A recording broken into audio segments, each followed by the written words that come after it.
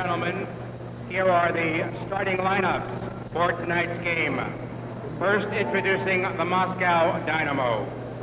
At left wing, number 13, Sergei Yashin. At center, number 14, Sergei Svetlov. At right wing, number 22, Mikhail Varnakov. On defense, number 5, Vasily Pervukin. And number 17, Zinatala Belyalenikov. Starting in goal, number 1, Vladimir Mishkin. And the head coach of the Moscow Dynamo, Yuri Moiseyev. Now, ladies and gentlemen, here is the starting lineup for the Boston Bruins. Left wing, number 32, Jeff Courtnall. At center, number 10, Barry Peterson. At right wing, number 16, Rick Middleton. On defense, number 33, John Blum. And number 7, Ray Bourque. In goal, number 31, Doug Keynes. And the head coach of the Bruins, Mr. Butch Goring. Ladies and gentlemen, as is the custom prior to international hockey games, we now ask the captains of each team to exchange gifts at center ice.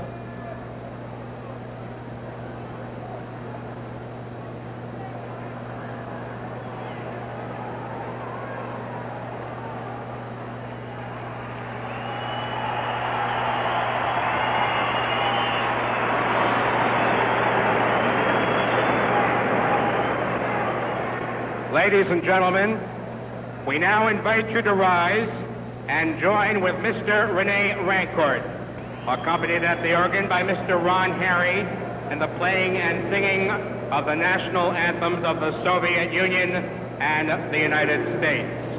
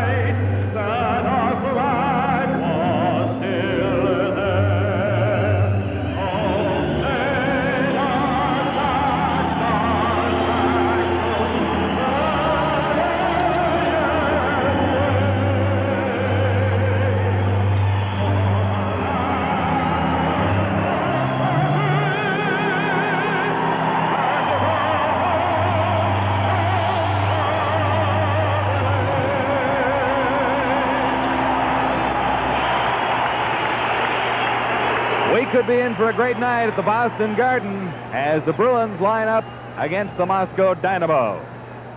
The gentleman in charge of proceedings tonight will be Dave Newell, flanked by the linesman Ron Asseltine and Kevin Collins. And the starting goaltenders for the Moscow Dynamo, 30-year-old Vladimir Mishkin, top goaltender in the Soviet Union, career average of 3.11 goals against. And goaltender of record for the Boston Bruins this evening will be Doug Keane, with 10 wins, 7 losses, and 3 ties. His goals against average, 3.31. Keane has had a pretty good season for the Boston Bruins so far. A team that is difficult to beat at home, has had some problems on the road, Jerry Cheever. Yeah, they've lost, one game at home, and they've been quite the opposite on the road, John, too. But, you know, we all try to slip off these games against the Soviet, and I saw during the national anthem, the team really picked up. There was great singing by the part of Rene there, and I could see the, you know, really getting into the game during the anthems. I could feel it right here, and the building came alive very quickly. Well, there's an awful lot of emotion involved with international hockey at just about any level. And when the Soviets and North Americans get together, it can be something special. This is not the best team in the Soviet Union. In fact, the Moscow Dynamo are second best, and still looking for their first victory of the North American tour. But it's a pretty flashy hockey club. I think you'll be pretty impressed tonight when you see them live. I know you've been watching on TV, Jerry, but live it's a little bit different sometimes. It sure is, John, too, but here they go. Forward front for the Soviets, Varnikov with Svetlov and Yashin, and quickly to the attack. This is Varnikov. Pedersen takes it away from him. And this is Ray Bork. Bork to the line. Bork as an open man. It was Courtnall. Courtnall couldn't control it. Comes up with it in the corner. Middleton leaves it there for Courtnall now. Courtnall working along the boards. Now for the Soviets. Middleton is down. Sergei Leptinov was in there, number 17. It's rough already. Early moments, period 1. There's Middleton out in front. And Svetlov gobbles it up for the Soviets. He's going to take a check. Courtnall got in. Shot fired just wide.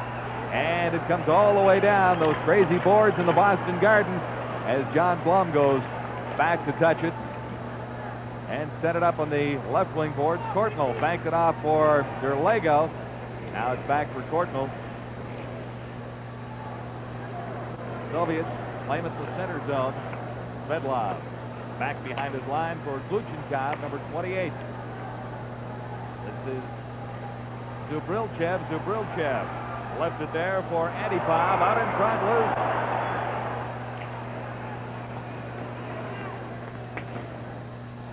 loose. Luzak for the Boston Bruins. Takes it off the glass. Pass ahead for Derlego. Derlego now crosses the line. Man open. It's Crowder. Crowder going in. Mishkin the save. Back to the line. Shot fired, and Mishkin grabbed it out of the air. Let's take a look at this one. Max Tallene, a bullet drive. Mishkin. Well, Mishkin, they all have the fast gloves in the Soviet, and Mishkin made a tremendous save here on Tallene. Crowder beats the defenseman, goes in. Elects to go around Mishkin. He gets his toe on it. Sees Tallene coming in, and he lets a rocket go here. And bang, it goes right in the glove. But I think the important part of this was that Bork set the tone in the first 10 seconds of the game. From a higher angle, Jerry, we'll give you the bird's eye view. Crowder makes a good shift. Mishkin gets a toe on it. Crowder retrieves the rebound. He sees that the Soviet defensive outfit is in sort of deep, and elects to pass it to Tallene, who makes a good shot, and Mishkin a good save. The stadium maintenance staff is tending to the ice surface just out in front of Mishkin. Something has been tossed on the ice, and there are 4 members of the Garden staff out there tidying things up. It is not a full house, but an enthusiastic crowd. We mentioned the security at the top of the show. I don't know if you saw our pictures, Jerry, coming in before the anthem, but the camera was jiggling quite a bit. That was the security guards holding onto the cables at the other end, because security is very tight here. It is tight, but someone snuck in with some sort of a cherry bomb there, John, and it might not be a packed house here, but they are rapid. I was going to say, I don't know if bomb's the right word to use. I think. Well, a cherry bomb is okay. Face-off will be in the Soviet zone. Baryanov with Skurduk out there, and Perudnov to the line, not out. Kept in that time by Nienhuis. Selvin, number 22, kept in the other side. For the Bruins, here come the Soviets. Baryanov tried to get it ahead. Long shot, Keens to save. Good one that time. Akoikin.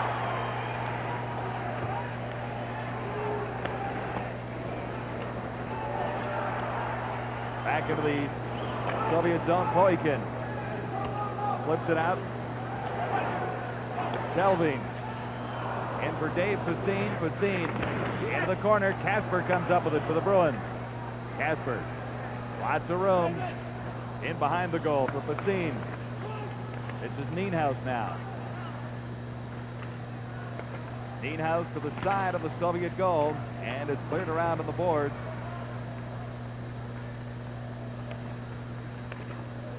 Keens out of the net, out in front, loose Soviet. Crawling out in front. The save was actually made that time by Brian Curran, the defenseman.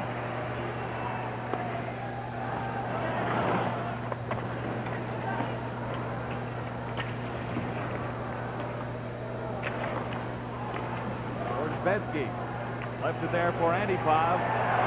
Crowder breaks it up. Now Nienhuis along the board. Orshevsky taken out, number 8. Bruins winding up. Mishkin down to cover up on a long shot that came out in front. Scoreless in the first. Pretty good action. Yeah, John, the Bruins haven't allowed the Soviets to get organized just yet. I'm sure that's their game plan here in this building.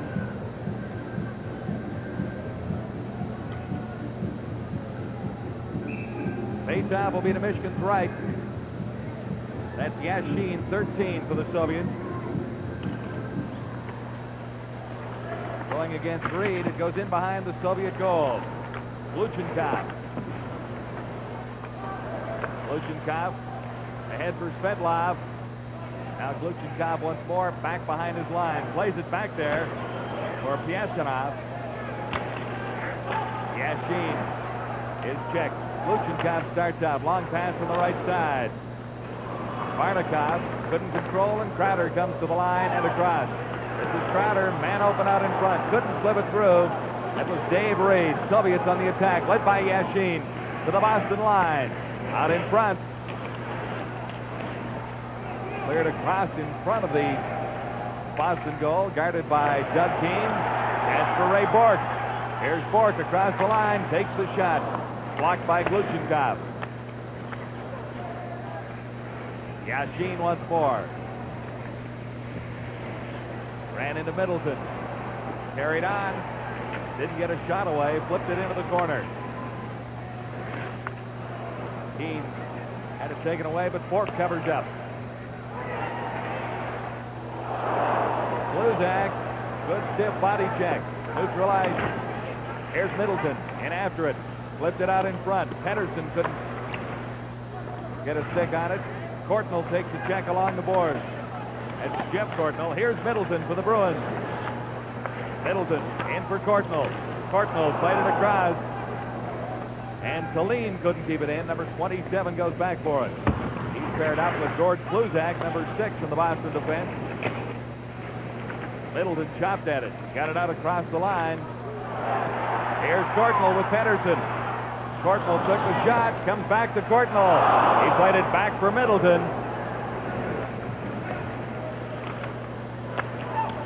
Selvin for Courtnall. Long shot. Michigan the save. Middleton trying to work it out in front. Fired just wide by Pedersen. Well, the Soviets now. Perbukin, number 5. Ahead to Zabrelchev, intercepted. Here's Courtnall going in. And he's ridden out nicely by Bilyaletdinov. 17. Crowder in after it. Couldn't come up with it. Baryanov starts for the Soviets. Center ice to the Boston line. And across, left it for Perudnov. He sent it into the corner. It's back for number 17, Bilyaletdinov. And for the Bruins now, Derlego. Bill Derlego, a check in along the boards. Crowder got it for Burridge. This is Burridge working in against Bilyaletdinov. Burridge still has it. Slid it out in front for Crowder. He tried to slide it for Derlego. And there was no play. John Blum now for the Bruins. No score, first period, Boston and the Moscow Dynamo. For the Soviets, Bedyanov, number 12. This is Bilyaletdinov.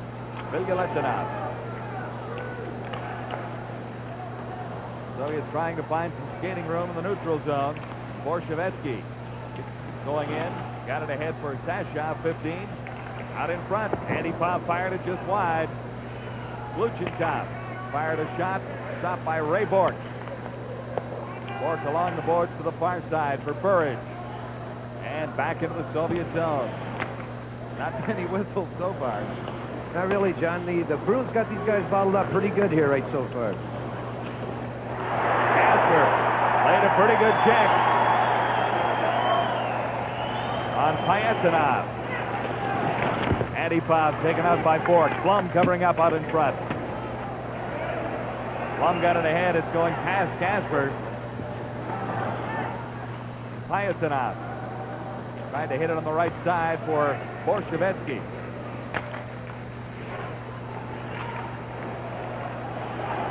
Passing, man open is Casper. Shot, Mishkin.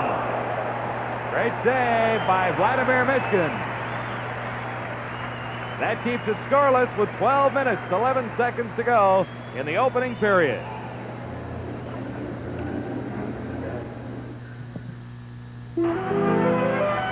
'86 is a great year for hockey fans on the Sports Network. Throughout January, we'll feature Calgary, Philadelphia, Toronto, and the New York Islanders in 4 exciting matchups. Our first game in 1986 will be Sunday, January the 12th at 7 p.m. Eastern, with the Calgary Flames in Philadelphia to play the Flyers. There's great NHL hockey action all winter long on TSN.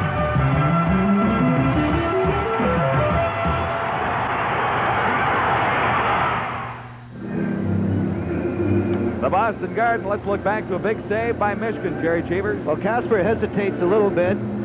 Then he takes another stride, and once again he gets it up on the glove side of Mishkin. I know what they want to shoot high, but from that angle too, I think you got to get it down. But they got the right idea in Michigan. It's just they're a little too far out on him right now. Scoreless in the first. The Soviets have the big line out there now with Yashin, Varnikov, and Svetlov. This is Yashin. Checked by Nienhaus. Dave Kusin fires it in. Boshikov for the Soviets. Ahead for Yashin. Back pass. And over on the right side.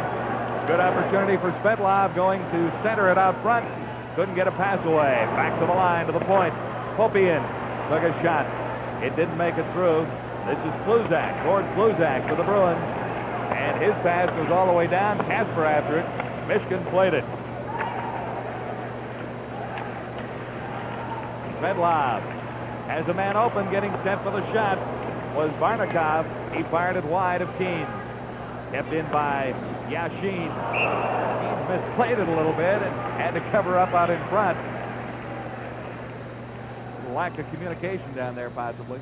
Well, these boards are sometimes unpredictable, too, as you saw there, and Keens reacted quite quickly, but he's played here before. He knows where the puck's going most of the time. You can likely sit at this vantage point, Jerry, and tell us exactly where it's going to bounce out to. Well, no, like I say, it's unpredictable here. Dougie goes to play it. Well, actually, Dougie himself misplayed it. That's why he had to freeze it. It wasn't the boards in that instance. Face off in the Boston zone. Soviets got it back to the line, but Bilyaletdinov couldn't keep it in. And that forces Antipov to go back for it. Bad pass. Crowder claimed it out in front. Couldn't get a shot away. Curran kept it in for the Bruins. Pass for Antipov. And he fell down trying to bring it in. Cleared into the central ice area again. Bilyaletdinov for the Soviets. Scoreless in the first at the Boston Garden. Moscow Dynamo and the Boston Bruins.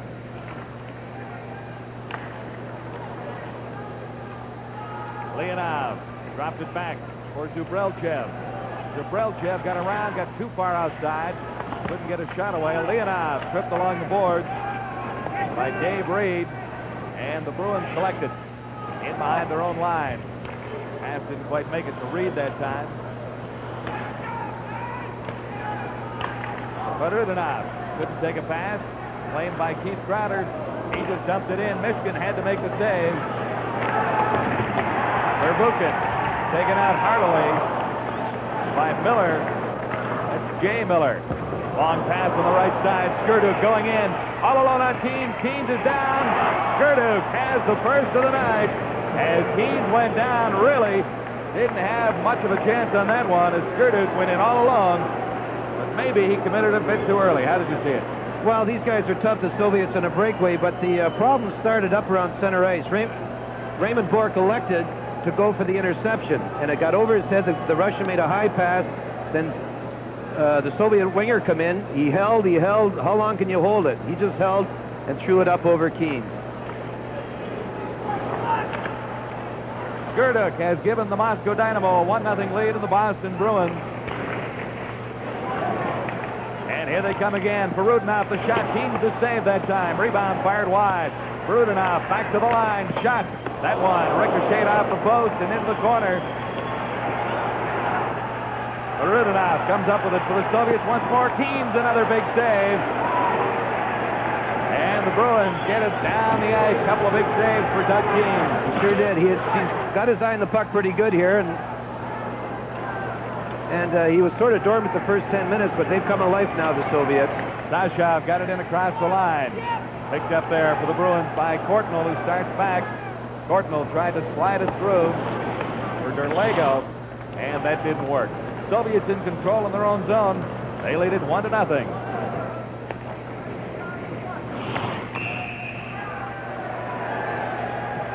Long time between whistles in international hockey at times. With 8:56 to play, the Dynamo lead by 1.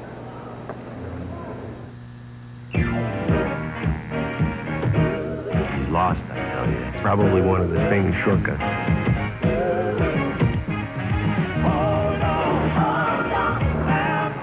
You know, if you looked up lost in a dictionary, you'd find his picture. Look, he can handle it. He's got his four-wheel drive multi. You sure he's coming? Yeah, sure. You sure? I'm sure. I'm hungry.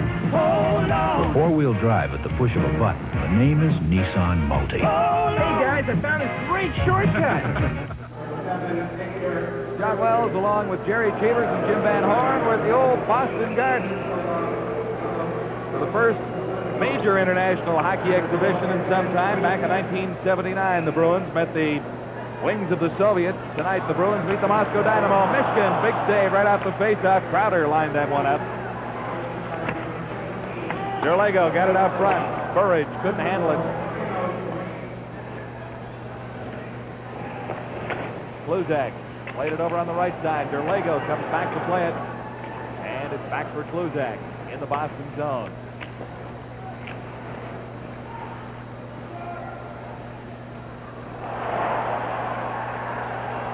Crowder broke a stick. Andy Bob went down. No call.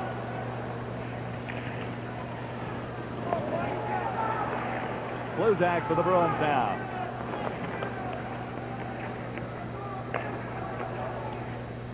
There's Matt Stalin. Stalin just dumps it in. Michigan makes the play. And Verbuchen starts out for the Moscow Dynamo.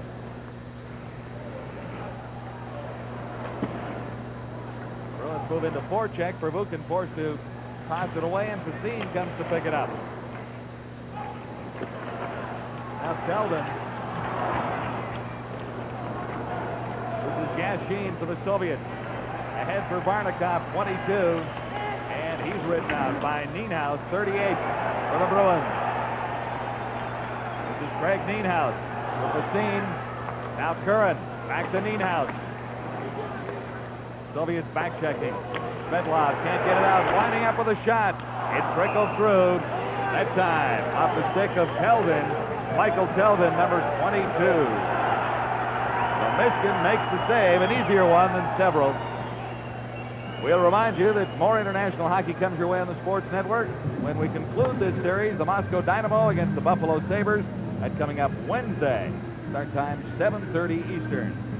And we'll get back to the regular season of the National Hockey League on the 12th of January, a Sunday night, 7 o'clock Eastern time, for the Calgary Flames and the Philadelphia Flyers, live from the Spectrum in Philadelphia. And Mr. Cheevers, you'll be along on both occasions. Well, John, the last time they were in the end here, the Bruins won the draw. I got myself saying we, I shouldn't. And it resulted in a great shot by Crowder and again by Bork. Good opportunity for the Bruins there with Middleton parked on the doorstep.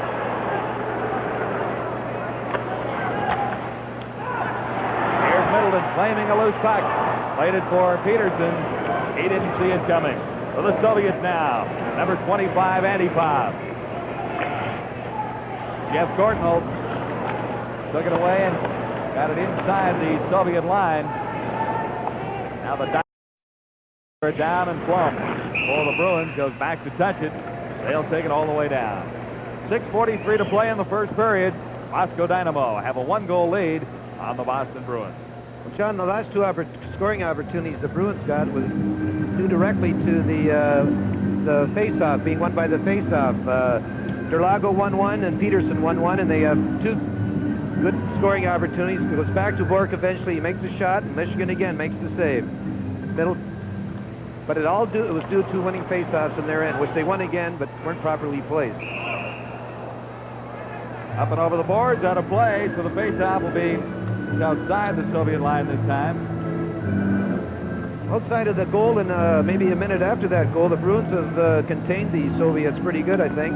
And they gambled and lost on the goal too, but they played a pretty strong period, the Bruins. Mike Milbury is behind the bench for the Bruins tonight. Butch Goring is watching from high in the press box to get a different vantage point of his team.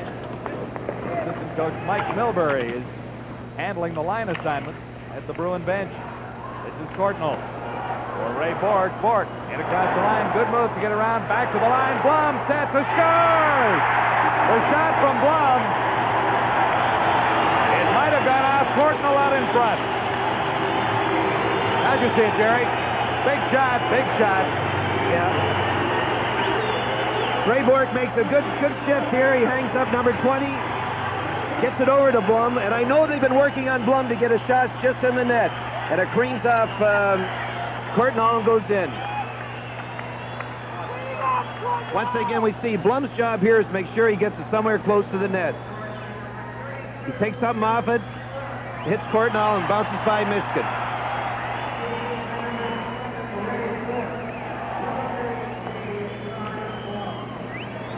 The assist to Blum and to Ray Bork, and it's even at 1. Here at the Boston Garden, good play by Kluzak to keep it in at the line. Here's Crowder. He lost it. Antipov sends away Borsavetsky, number 8. He can't get around Tallinn.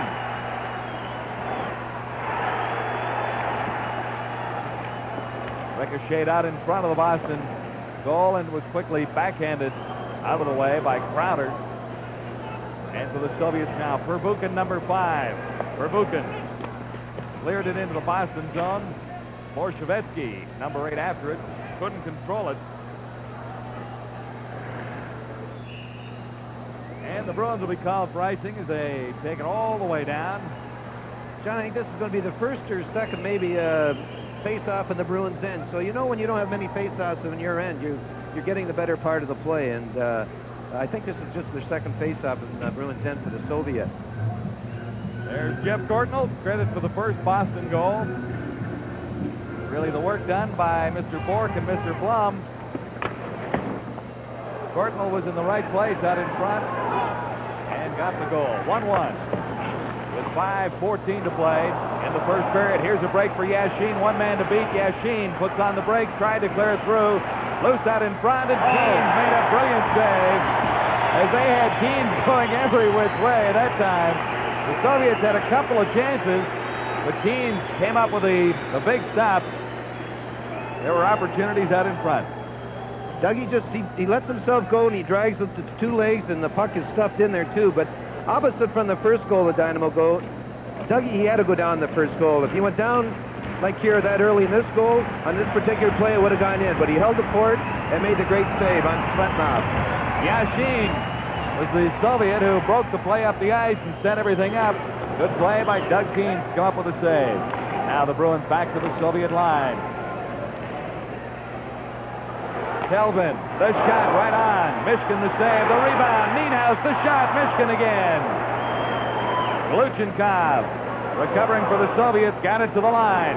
And it's out now. This is Svetlov, number 14. Svetlov was upended.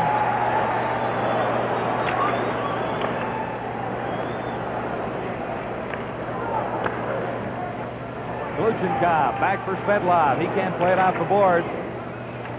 And Kasper gets it across the line. This is Basine.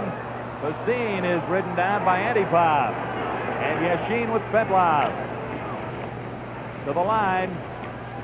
In for Svetlov. And back of the net for Yashin. He tries a stuffer. And Keenes had the corner well covered. Ray Bourque into the corner after it now. Couldn't come up with it. Cleared out in front of Svetlov. Fanned as he tried to one-time it. Antipov for the Soviets. He falls. Svetlov pinching in. Working along the boards against Kasper. And Svetlov didn't win that one. Bourque has his man all tied up in there too. The puck is just resting on the boards. Finally, they get a whistle. Just as it came loose.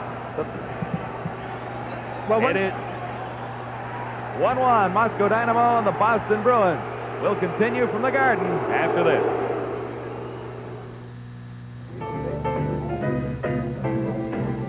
Something before dinner, sir. I'd like half a bottle of Golden.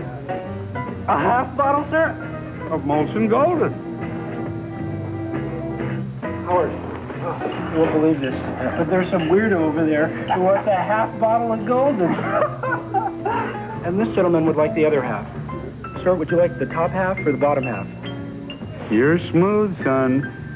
Smooth as golden. Well, we talk about stone faces in the National Hockey League at times. When you look at that Soviet bench, Jerry, there's a lot of stone faces over there. There's not much emotion there, that's for sure, too. They must have it in their bodies somewhere. I don't know when it comes out, but it's certainly not in games like this. Head coach is Yuri Moiseev. We'll have the face-off in the Bruin zone. And from the face-off, Oshikov keeps it in at the line. Tallinn, 27. Tried to get it out. Didn't. Now Pettersson carries it out across the line. Soviets back checking. And Leonov carries it back in. This is Zubrilchev, number 18. He lost it. Cleared along the boards. Courtnall couldn't haul it in, but it goes all the way down as Antipov skates back. The Bruins are playing the body very well in their end. Not really taking the body, but knowing where every Soviet player is. And a minute ago when they had the face-off in the far corner over there, every Bruin had a player on the ice. Everyone knew where everyone was, and that's very important against the Soviets to know where for the Bruins to know where their man is on the ice. Big line for the Bruins is out there now. Pettersson with Middleton and Courtnall. Bluzak at the point. His shot. That hit Courtnall in the back. Cleared down by the Soviets. Tallinn is back for 27 for Boston. And that's Tallinn.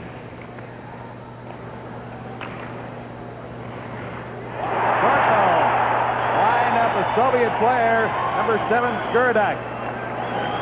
And Skurduk felt that one. Outside. Bruins called at the Soviet line. Pretty good hit. Here comes the hit up, Courtnall's hit on the Soviet player, too, but it was a good straight hit, body to body, and Courtnall won that battle right there. Jeff Courtnall has come on to play very well for the Bruins lately. He was in limbo there for a while, didn't know which way he was going to go, but through injury, he got a chance to play, and he's really taken advantage of it. He's playing very good hockey for the Bruins right now. And he was picked up as a free agent, so that makes him a very valuable commodity if he's playing well on this hockey team at this stage, doesn't it? All free agents are valuable, John, especially if you're playing good. Chance for the Bruins going in. Michigan stood his ground. That time on Randy Burridge, number 12. Bruins keep it in at the Soviet line. Verbuchen plays it around the boards. Now Verianov, number 12, got it ahead for Skurduk. Skurduk 7, got it in across the line, couldn't control. Bruins take off again. Crowder, good quick pass on the left side for Derlego. Derlego couldn't haul it in. Soviets dump it out once more as Curran and Skurduk mix it up along the boards. This is Burridge. Derlego falls as he flipped it inside the Soviet zone. And starting back for the Dynamo, Sashov with Antipov. Play broken up nicely by Facine. This is Casper. Got to the line just inside, and the Soviets dumped it out again. Gluchenkov, number 28 for the Moscow Dynamo. Lead pass for Sashov. Icing waved off. Bork tried to feed it through for Casper. Into the final minute of play in the period as Borshevetsky, number 8 for the Soviets, takes a big hit. Nienhaus ran him in. Here's Nienhaus for Facine. Back to the line for Blum. Facine couldn't get a shot away, and Blum just dumped it into the corner. That's Casper with it. And the Bruins hang on for a face-off in the Soviet zone. A great hit. A great hit by Nienhaus here coming up. You'll see Nienhaus hit the Soviet player. He's at full speed. He takes him right in the boards, and that hurts sometimes, John. Most of the time that hurts, too. But it resulted in a good opportunity for the Bruins by him taking the body here. Facine picks the puck up, hits Casper, and they had a good scoring opportunity. Why? Because they got the body into the game. But the Bruins are controlling the body tonight, I think, very well. And they've really bottled up the Soviets in the neutral zone. Well, I think, and maybe you'll agree, that playing on this ice surface, when you play on it week in, week out, year in, year out, it does give you an advantage to the style of hockey, and that's one of the reasons that the Bruins play this style of hockey, are so effective with it. Yeah, they play to their building, and this is they play it very well too. Peterson, Middleton, and Courtnall out there, kept into the line by Bork. He turned around and rifled a shot. Missed in the save, and we've got a penalty coming up. It'll go against the Soviets. Middleton was hauled down. Once again, John, this all developed from the Bruins winning the draw on the Soviet end. They've won, I'd say they've won 9 out of 10 draws in there, and they've resulted in a scoring opportunity, and in this case, a penalty to the Soviets. That's the first penalty of the hockey game. Poyen is off. Evgeny Poyen.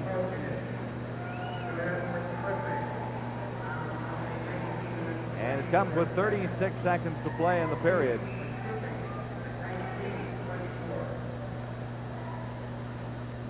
So Peterson is out there with Middleton and Courtnall. Points patrolled by Kluzak and Bork on the power play. And that's the first penalty of the hockey game. This is Ray Bork feeding it in for Middleton. Middleton back for Kluzak. In for Middleton again. Out into the slot. And maybe one pass too many as the Soviets break out. This is Yashin. Yashin tried to get around Kluzak, and he was upended. 19 seconds left in the first period, and Keynes goes down on a puck. A little miscommunication down there behind the Bruin goal. Well, we had mentioned communication early. We thought it was the boards the first time, but it seems there is a communication back there near the Bruin net. I always like to see the goaltender be a chatterer, a guy that talked a lot. You don't have too many. That wasn't your style, was it? You didn't probably too much. I talk too much, but on the ice, and there's nothing wrong with talking. You know, when you can help your defense, so that's what you should be doing. Yashin, Varnikov, and Svetlov out there for the Soviets. They are a man short. Bruins on the power play for 13 seconds left in this period. Yashin slipped around behind the net. Didn't really get a good opportunity, but the Bruins were a little careless. This is Courtnall. And Yashin touches it as the siren sounds to end period 1. Well, John, I thought the Bruins controlled most of the play that period, and they won all the draws in the Soviet end. They knew where their man was in the Bruin end and played a very good brand of hockey. The goal the Soviets got was a mistake on Bork's part. He elected to gamble to intercept the pass. He missed it. The Soviet player had Keynes at his mercy, And that was really the only flaw. And after that, the Soviets picked up for about a minute or two. They had a couple shots on Keynes, too. But I thought the Bruins had a very good period. They had a good game plan. They executed it well. They took the body when it was available. They won the important draws. And I thought it was their period, really. I enjoyed the first period, and it deadlocked at 1. The Moscow Dynamo and the Boston Bruins. Lots more ahead. We'll get to our first intermission in just a moment.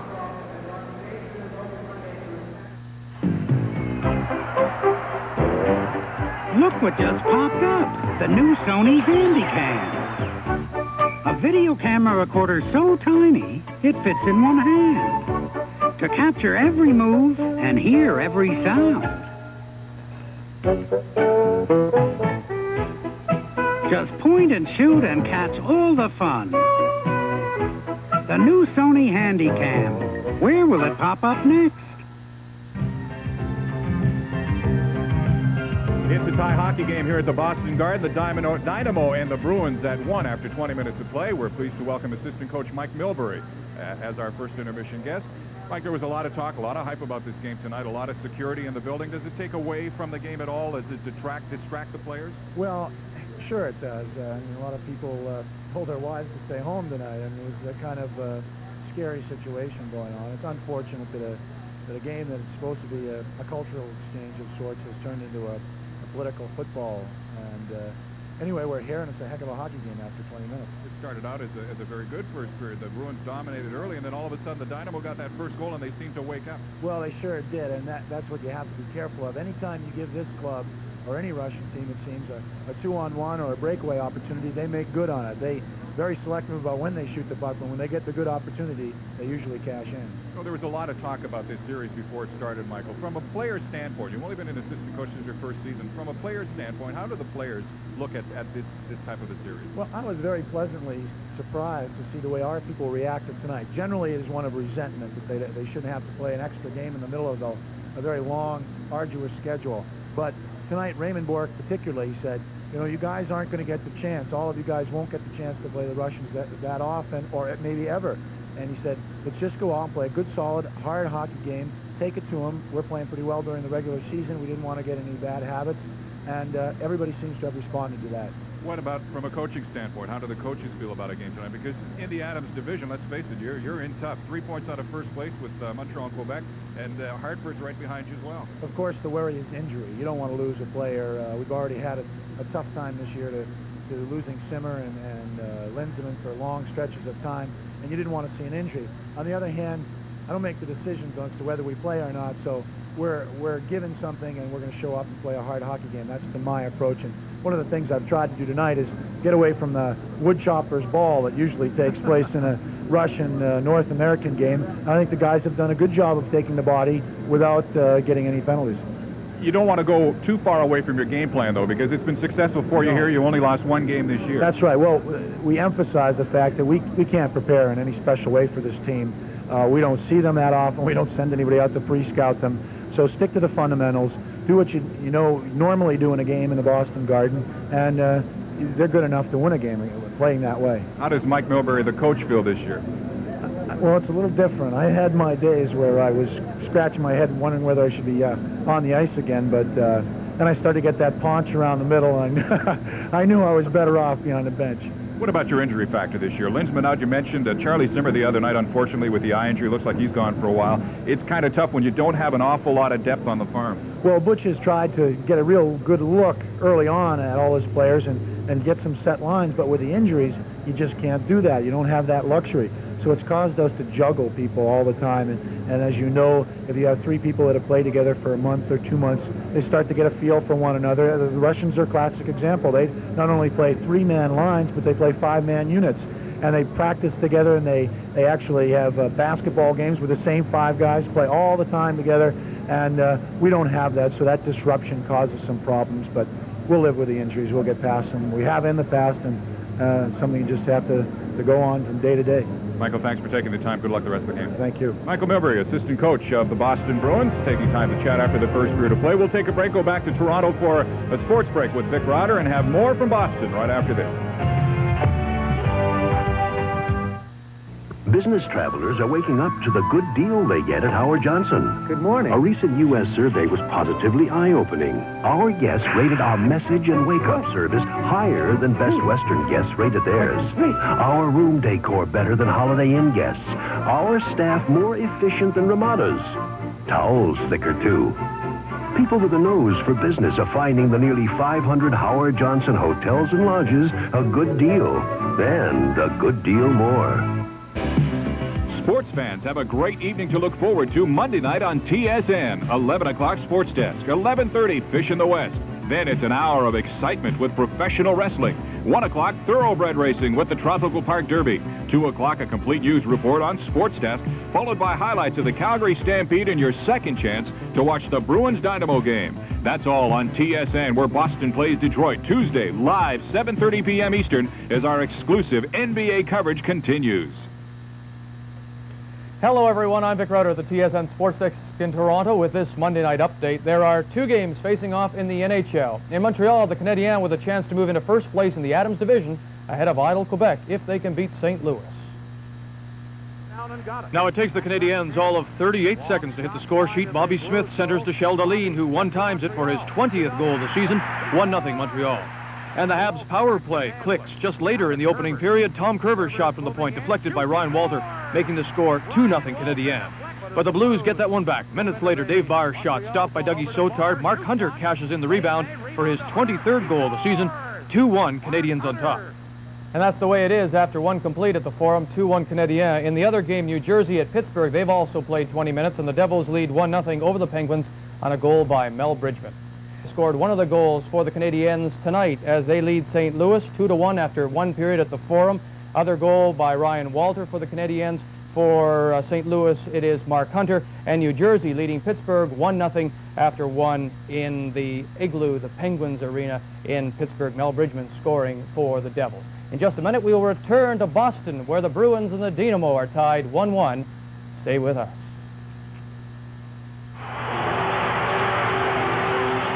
Did you know that Wayne Gretzky's back? That's right, Wayne Gretzky's back on the front cover of the #1 book about hockey, the NHL's official guide and record book. It's the book that everyone in hockey is talking about. It has the quiz questions, statistics, the photos, the draft choices, and the player information about every NHLer from 1900 to 1986. If you or someone on your gift list enjoys hockey, then the NHL's own official guide and record book is for you. You can get your copy of the NHL guide at any NHL game, wherever books are sold, or by phoning this toll-free number, 1-800-268-1121. That's 1-800-268-1121 to order your NHL guide today.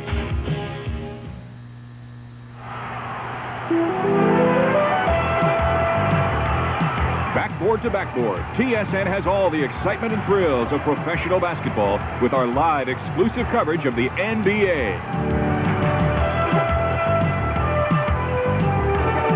Tuesday, January 7th, the Boston Celtics take on the Detroit Pistons. All the exciting live action starts at 7:30 p.m. Eastern.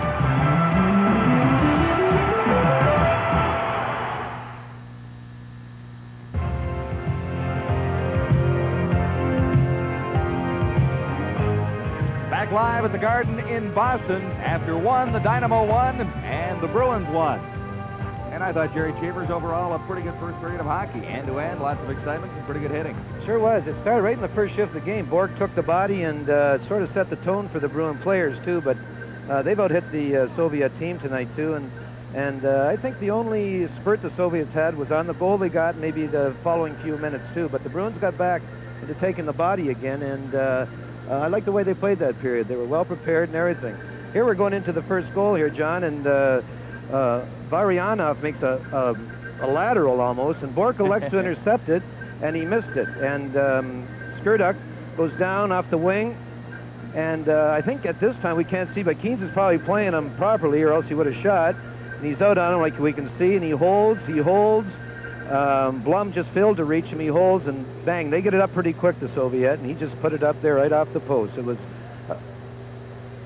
Yeah, he made, they're great goal scorers, the Soviet, and that was, a lot of guys missed those goals, but this particular guy didn't. So Keynes played it as well as he possibly could. He waited for a little help, really. Yeah, he was out on him. He waited. He gave Blum enough time to come back to get him, but the Soviet was just a little too quick for him, I guess. Pretty play, too, and the first Boston goal set up initially by Ray Bork.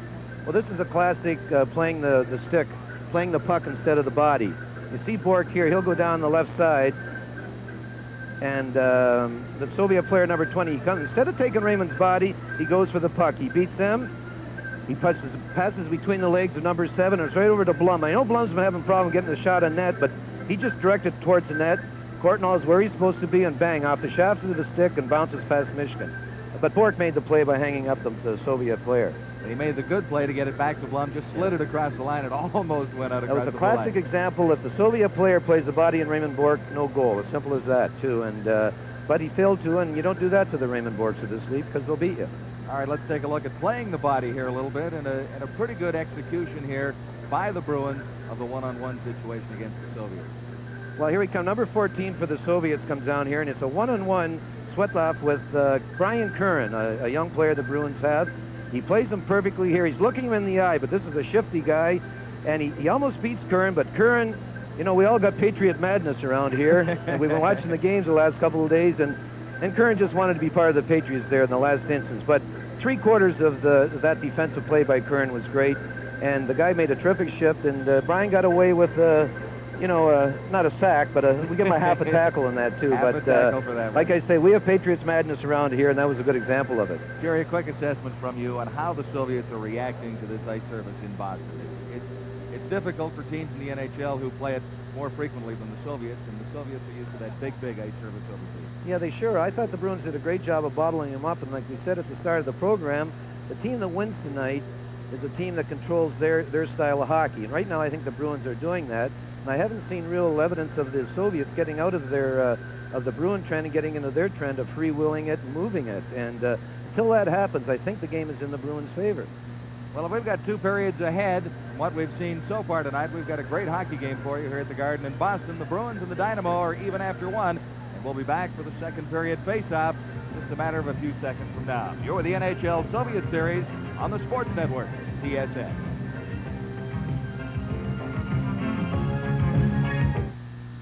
Announcing an important step forward in auto service, the Canadian Tire Service Promise.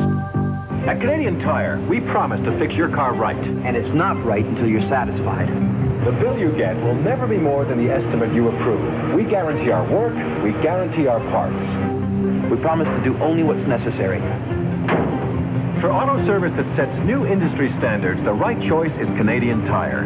Nothing unexpected, nothing unexplained. We promise. Tuesday night on the Sports Network. 6:30, John Wells returns with the first edition of Sports Page in 1986. Live at 7:30, Boston battles Detroit on great NBA action.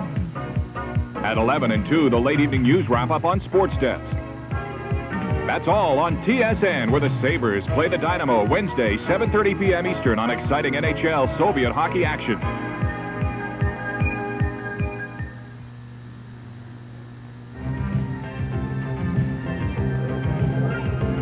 We are just about set for the second period of play here at the Boston Garden. The Moscow Dynamo and the Bruins are tied at 1 goal apiece. They traded goals through that first period, obviously. The Soviets opening things up midway through the period at 10:03. Viktor Skurdyuk from Bilya Letvinov, made it 1-0, and then the Bruins came back at 13:45, just a couple of minutes later. Jeff Courtnall from Blum and Bork to make it a 1-1 hockey game. Boston outshot Dynamo in that first period of play, 13-8. The Bruins definitely with the body to the Dynamo team tonight. The players on Moscow Dynamo certainly looking a lot more relaxed heading out for the second period of play than they did during the first period of play. The series of exhibition games wraps up on Wednesday night with a game in Buffalo against the Dynamo and the Sabres. It's a 7:30 start. TSN will be there for the Moscow Dynamo Buffalo Sabres. Our regular NHL hockey resumes on Sunday, January the 12th, a 7 p.m. Eastern start. The Calgary Flames will be in Philadelphia to take on the Philadelphia Flyers. So there's still 40 minutes of hockey action left to play. Both teams are now back on the ice and ready for the drop of the puck. Let's go to John and Jerry.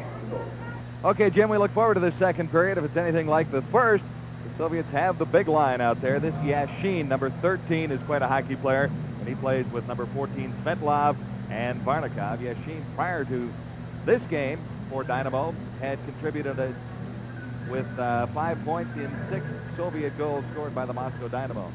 Mike Milbury, we did mention, is an assistant coach with the Bruins, and he's behind the bench tonight. Gets his debut against the Soviets.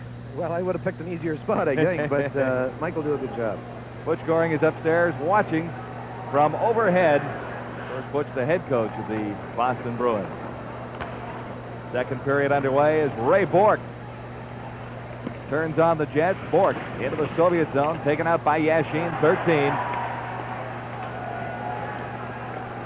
Power play for the Bruins for another 1 minute even. This is Middleton.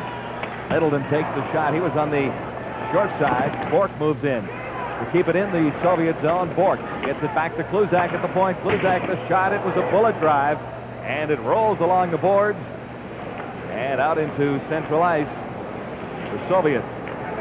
Varnikov had difficulty, number 22. Bruins have 37 seconds left in their power play.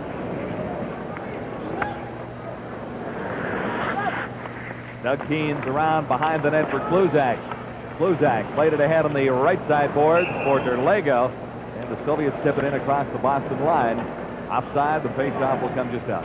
Well, goaltender Keen's there. He seems to be having some problem, like we mentioned in the first period, with it seems to be Gordy Kluzak all the time. I know they might have an argument somewhere along the line, and they're not talking to each other, too, but they better start communicating properly. The Soviets are going to take advantage of a miscue back there.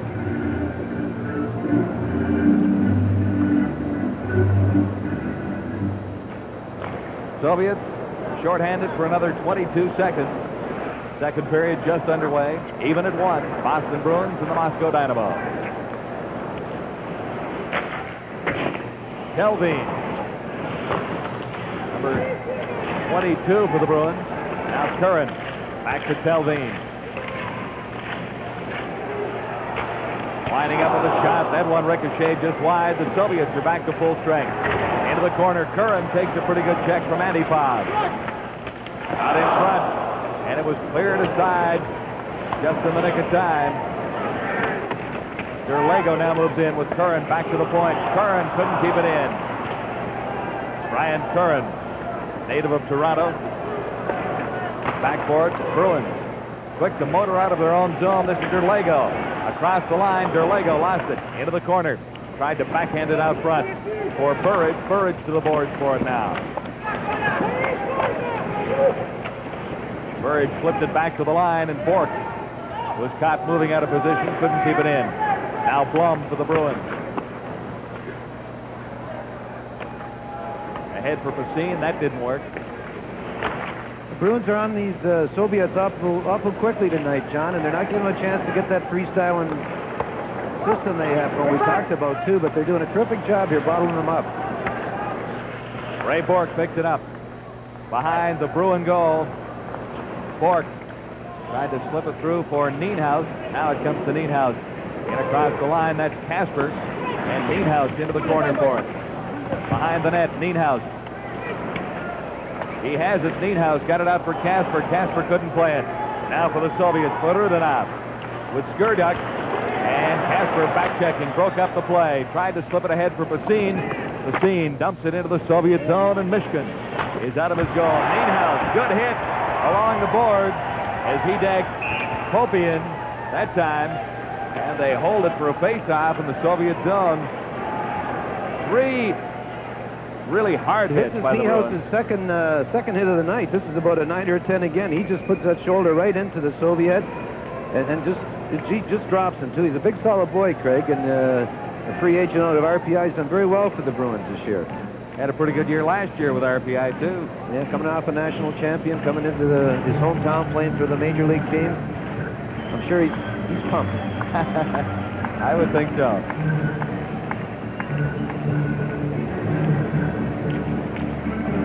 Antipov at center ice for the Soviets. Couldn't get the draw that time. Miller backhanded one. It was a weak shot, but almost trickled through to Mishkin. Soviet defense there to play it. Middleton caught offside for Buchan. For Bilyaletdinov, number 17. Now Borshevetsky for the Soviets. And Pervukin once more. This is Miller to the line. Slipped it through. Middleton couldn't catch up with it. Soviets make a 2-on-1 out of this one. Antipov has a man open. Borshevetsky and Keynes. A brilliant save by Doug Keynes on a wide open Nikolai Borshevetsky.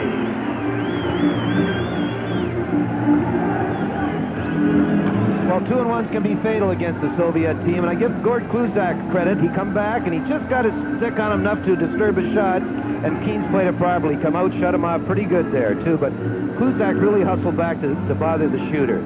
He got his stick on him, and I think that saved the goal as much as Keynes' save was Kluzak's hustling back. Face-off will be to the right of Doug Keynes now with 16:15 to play in the second period. 1-1 the score. The Dynamo and the Boston Bruins. Back to the line for the Soviets. The shot failed to get all the way through. Derlego couldn't control it. Luchenkov played it over to the left wing. Barnikov over there couldn't control for the Soviets.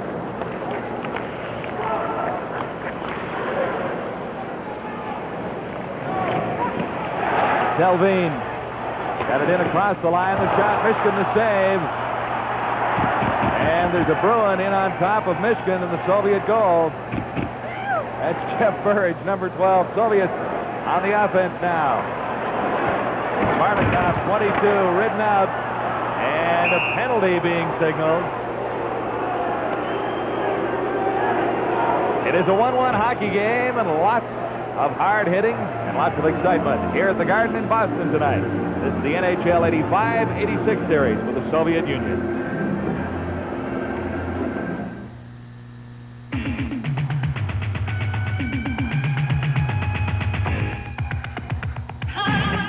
When brewing's an art, you go for tastes is right from the start, and you gotta know the best you can do is make it come true with light taste that sets it apart. Molson Light has got heart. This one's got it.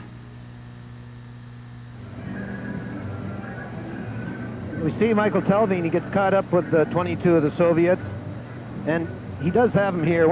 Anytime you don't have two hands in your stick, you're eligible to be called for holding two. I think that was a legitimate call, and we're going to see the first Soviet power play 25 minutes into the game now. Delvin for holding, 4:34, face-off in the Boston zone. That's Ray Bork after it. Quickly rattled it off the board. Middleton tried to flick it out. Soviets have what they want, control in the zone. In around behind the net. Forced there at the side. That's Svetlov, number 14. This is Yashin, 13 for the Soviets. To Svetlov behind. Back to the line. Big shot. Svetlov once more. Barnikov now, 22 along the board. Svetlov kept it in against Kasper. Barnikov working out in front. Barnikov still has it.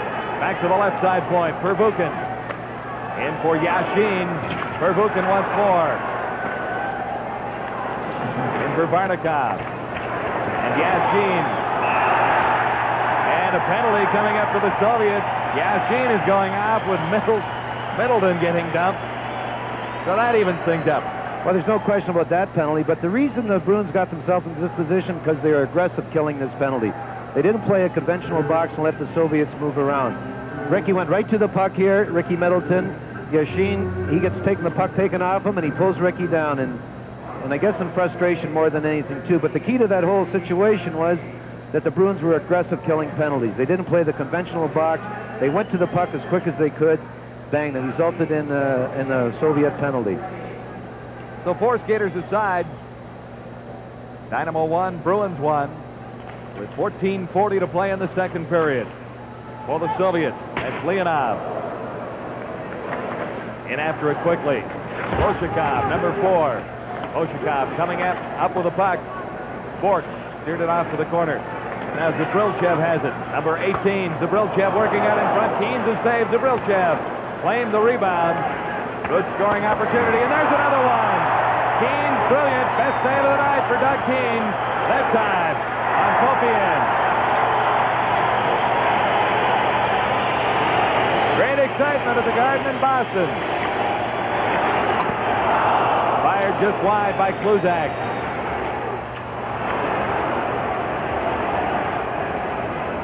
Pedersen can't get to it in neutral territory. Now Saline does. Got it to the line and across. Here's Zubrilchev. Number 18, Kluzak, rode him off to both skaters. Ball to the ice as Jeff Courtnall picks it up for the Bruins. For Peterson, back for Courtnall. He couldn't control it. And after it, Vayantinov. Now Skurduk along the boards, working against Facine. But an enormous save by Doug Keens has kept it even in Boston. Keens made a great save in the play, John, too. He read it perfectly.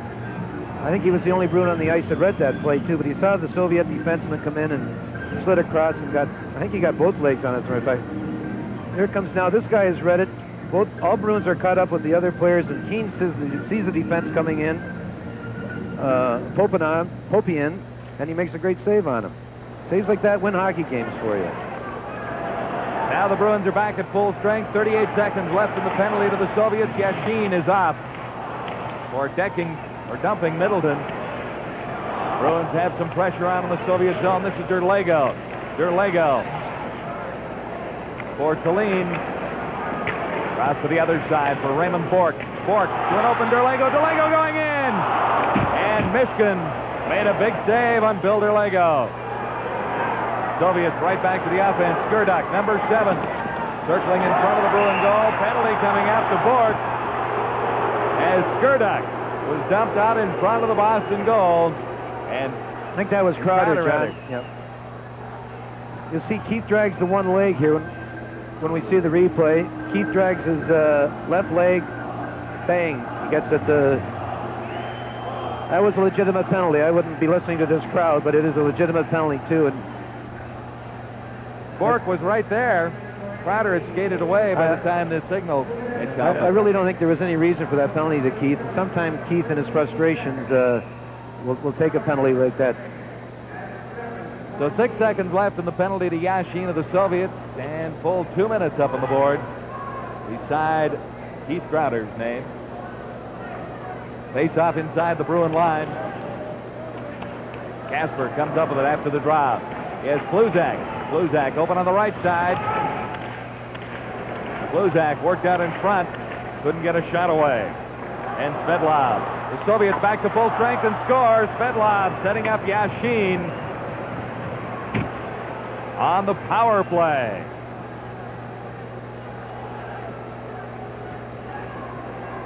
First power play goal for the Dynamo in 3 games. Here's a look. This is a great pass by Svedlov. He hits Yashin, and I don't think any goaltender in the world is going to stop this. This goes right off the post, low, bang. That was a...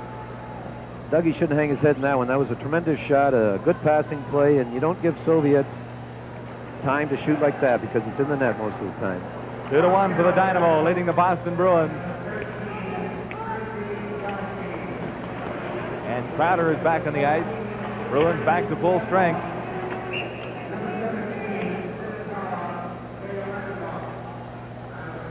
John, the Bruins can't alter their game plan because of that goal. It was a power play goal. It was a well-executed goal. They have to keep doing what they have been doing for the first 28 minutes of this game, and let's take the body and win the battle along the boards. Face-off in the neutral zone. Yashin is out there for the face-off for the Soviets. That's the big line. Yashin, Svedlov, and Barnikov.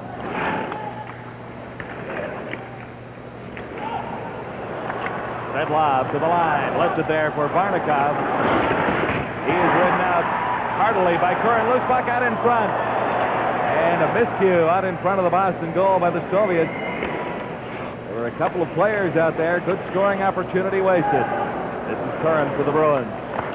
For Casper. Little pick play there. As Casper carried into the Soviet zone. Casper still has it. Casper around out in front. And Facine couldn't get a shot away.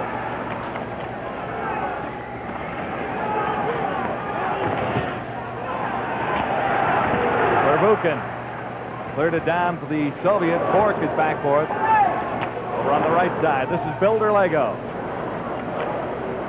And this is Ray Bork. Bork, a good move, couldn't get across the line, controlling the puck. Nienhuis working along the boards. And the Soviets to the attack again. Antipod to the line, the shot, the save by Doug Keane. Crowder for the Bruins. Over on the left side for Nienhuis. Nienhuis chipped it into the Soviet zone. Quickly, it's up to neutral territory. Well, the Bruins, they're trying to take the body, but the Soviets won't let them just about now. Offside. Good call, Coach. 10:34 to play in the second period. The Dynamo lead the Boston Bruins by a goal. It's our taste you'll always remember. At Kentucky Fried Chicken, it's our taste that makes us famous. We alone have the Colonel's secret recipe of 11 herbs and spices. And we use only the finest, freshest ingredients to bring you a taste like no other chicken. It's our taste that makes us famous. It's our taste when you're having fun. It's our taste that makes us famous. It's our taste.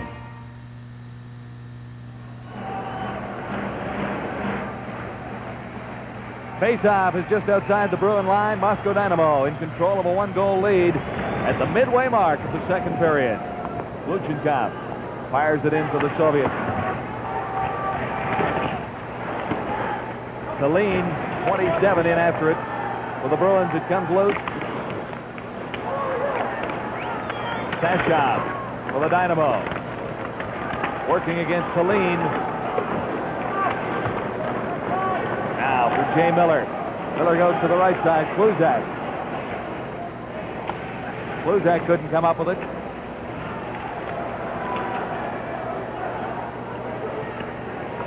Miller again as the Bruins hit the line. Three strong, fired wide. Ricocheting out to the point, kept in there by Tallene. For the Soviets now, Sashov. Oh, got it over for Skurduk, and he didn't miss by much. Back to the line, kept in, at least momentarily. Now the Bruins get it out. Penalty coming up. As the Bruins are offside at the Soviet line. A little anxious there, but the penalty is going to the Soviets. Little hook out there, Jerry. Well, there's no doubt about that. That was a hook. But the play developed when the Soviets missed a goal in 3-on-2. It was they got the three Soviet forwards got cut up the ice, and the last man that just had to hook him, or it would have been a 3-on-1 for the Bruins too. Kobe in for hooking, 10-20.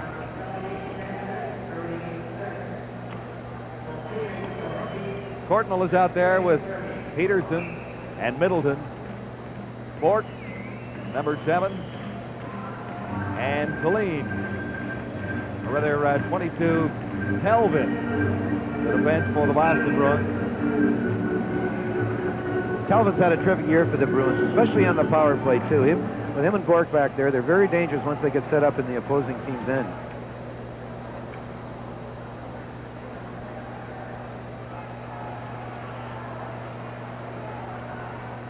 Bruins will take their time getting this rush organized. Now Bork leads the way. He has Middleton at center ice. Bork just dumps it in. Middleton in after it now. Telvin. This is Courtnall. Courtnall almost lost it at the line. Peterson had to go after it. Now it's cleared down the ice. Keens has to play it around behind his net for Bork. Peterson. Tight checking by the Soviets as they try and kill out this Boston power play. And the Bruins offside at the Dynamo line. Soviets held the line well there, John. They forced that offside by staying right up in the blue line. They didn't give Raymond Bork a chance to get underway.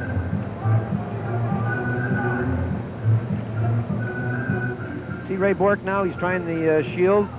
3 of the Bruins have the shield on their helmets for the first time tonight. Raymond Bork, Barry Peterson, and Steve Casper. And it's a result of Charlie Simmer's near tragic injury the other day, which Charlie's going to be all right in 3 or 4 weeks. Barely 3 weeks, and the prognosis is good for Charlie Zimmer, but he'll be in hospital a little while after suffering what looked like a much more serious eye injury. All eye injuries are serious, but what looked like a terribly serious injury against Buffalo the other night here in Boston.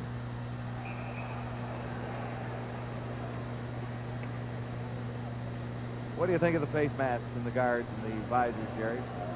Well, I'm from the old school, you know, and I think it sometimes dictates that you could use your stick up high. And but if a player feels comfortable with it on, so be it. And I'm not so sure I'd try one, but I like the protection aspect of it, but I find that watching the junior tournament last week, some of the players with the cages on were almost leading with their heads. It becomes almost a football helmet in some situations.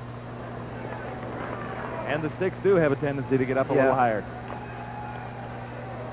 Bruins the attack now. Right wing pass for Steve Kasper. A little far, but Kasper chases it into the corner. Kept in at the line and fired wide by Kluzak. Bruins still on a power play for the next 26 seconds. Bork the shot. Michigan the save. They score the rebound. Kasper was there to tie it up. 2-2.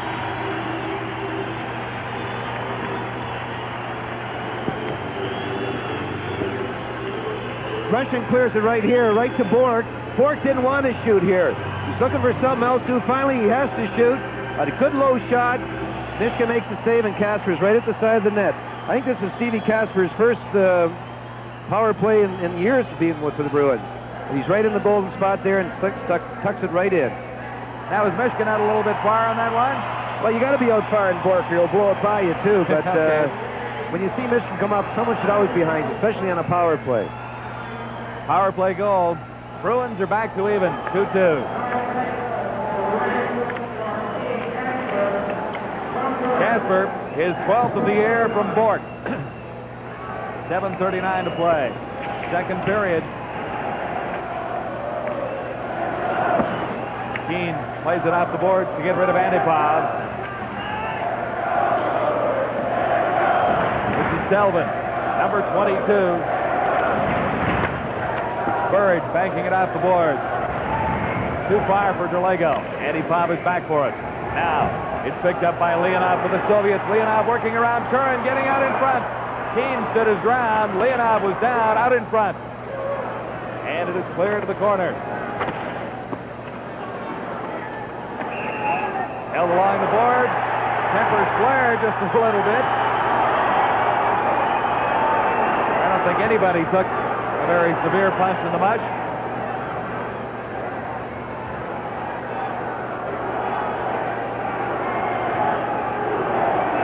Referee in charge of proceedings tonight is Dave Newell.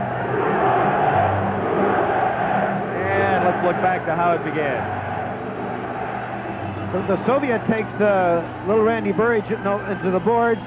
Derlego pushes the Soviet back to Burridge, and he comes out throwing a left there at the Soviet.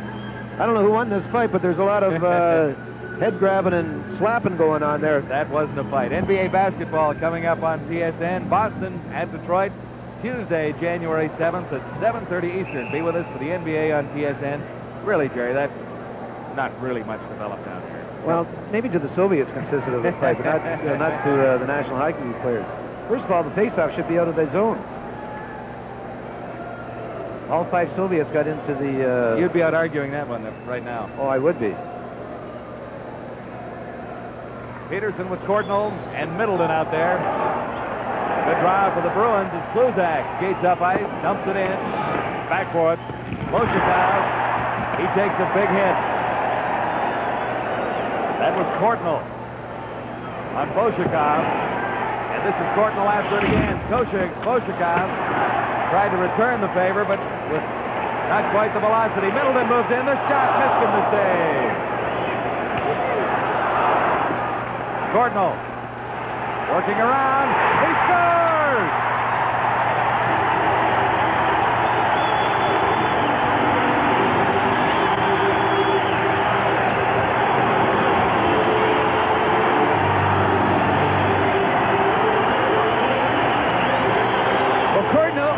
Cordnell gets rewarded for two good hits. He holds on to the puck, comes in front, Just slides it under Mishkin, too. But he's being rewarded because he took the body the shift before. The Soviet knew that he was going to take the body when he come in that time. He backed off. Courtnall comes up with the puck and stuffs it under Mishkin. People in Victoria be very happy for Jeff Courtnall. He's got 2 goals tonight, and he wanted to say hello to his folks out there. Well, that's a pretty good way to get their attention. Yeah, he's got their attention. Yeah, that's the easy way for us. Casper and Courtnall have given the Bruins the lead for the first time. Here are the Soviets. Borshevetsky played it back behind his line. This is Pervukin, number 5. And it's called offside at the Moscow Dynamo blue line. Pretty good action, good hitting. Courtnall, a pretty good hit behind the net. You mentioned that on Pervukin. Pervukin came back 2 seconds later and tried to return the favor, but it really didn't have the impact that Courtnall's hit had. Well, like I said, he was rewarded for a good hit. 3-2 the Bruins lead the Dynamo with 6:09 to play in the second period.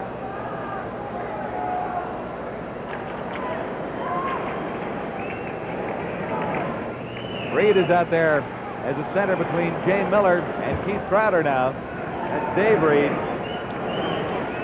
And this is Antipov for the Soviets.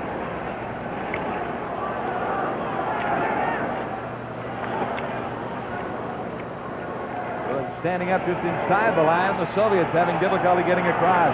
Reed in after it in the Soviet zone. Forced a miscue. Shot on Mishkin by John Blum as Bork moved in as well. Now the Soviets break out of their zone. Bork has his man lined up. And the puck slides out of danger. Back to the line. Vilyaletdinov kept it in for the Soviets. Not for long. This is Crowder. Crowder for Reed. The Bruins are driving them back a little bit with their body. Another hit in there. There's Jay Miller. Chance for Casper. Ridden off into the corner, but Casper still controls. Good hit along the boards. Casper lined up number 5 for Buchan. Great action at the Garden. There's more ahead.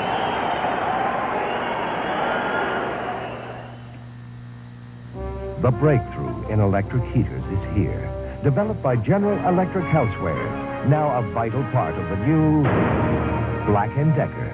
New Heater Plus is light, compact, goes anywhere, and turns into a summer fan. No other portable electric heater can give you more warmth, and it's safe with children. Heater Plus from the new Black & Decker.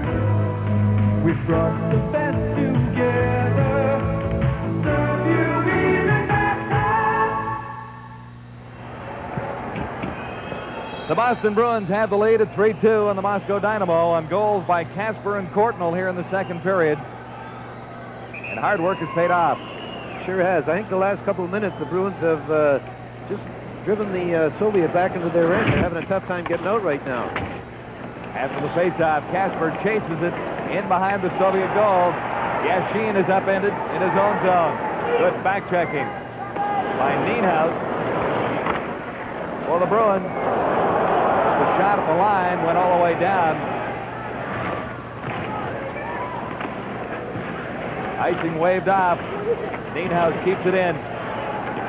Greg Nienhuis working out in front. Mishkin the save. He wasn't expecting a shot. Telvin along the boards.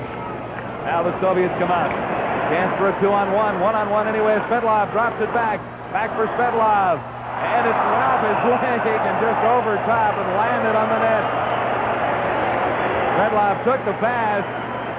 It was a little high and bounced off his leg and ended up on the mesh. Well, it looked like a 2-on-1 was developing. Telvin hustled back. Hustled back. And the Bruins got lucky there. The puck ended up bounced everywhere, including on top of the net too. But I think once the puck starts bouncing, it's the 2-on-1s aren't as dangerous as they are with a flat puck. Derlego moves to center for the Bruins.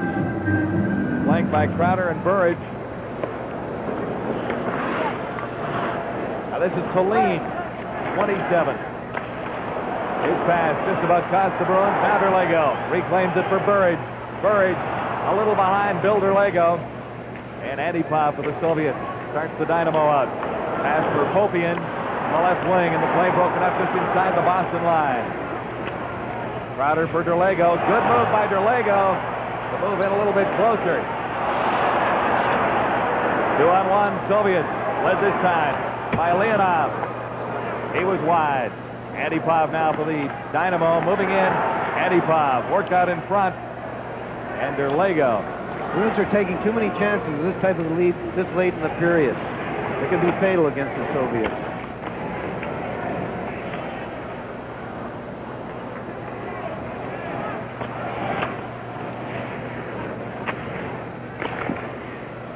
John Blum broke it up.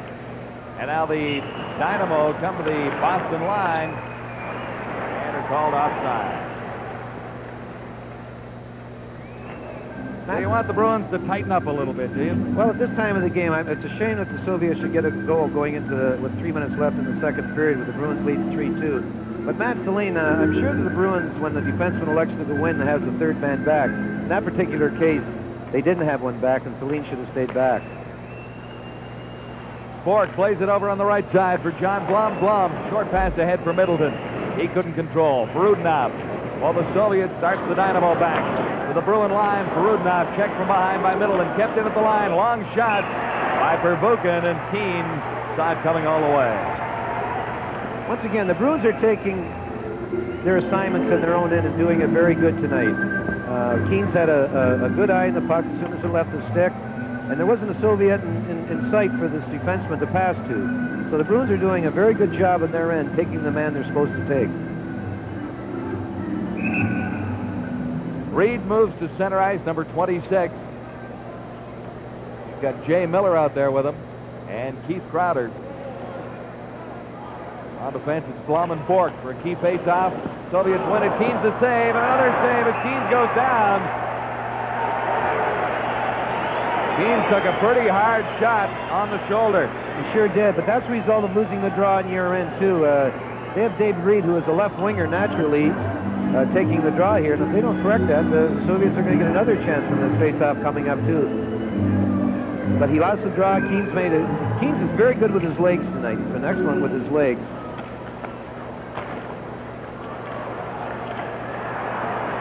Comes loose over on the left wing for Miller. He hurried his pass. Crowder was over there going against the Soviet defenseman, Pervukin, without a stick. Soviets play it back to the line. It's kept in. Deflection out in front. They score! And I think you might have called that one. Well, Doug made a couple good saves here, but you just can't get away letting them have the opportunities they're having right here. They keep it in here, the Soviet defense. Dougie makes a good save there. Look, two Soviet players right out in front. Yeah. Three of them. 3-2. It went between his legs. It's one of the few times tonight they got caught with not being able to take their man in their end. Nikolai Varianov at 17:42 has things even.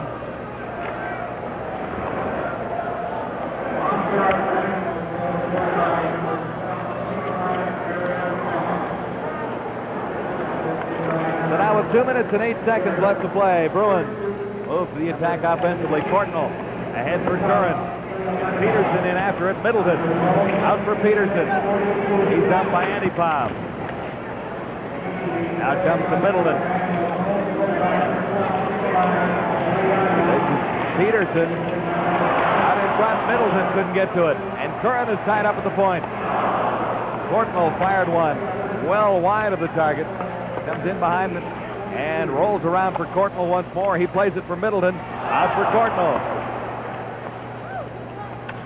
Telvin pinching in, number 22. This is Telvin. He lost it. And Telvin going against Sashov. Sashov comes up with it. Soviets almost got a good scoring chance out of that as Sashov fed it over for Borshevetsky. Now for the Bruins. Here's Courtnall.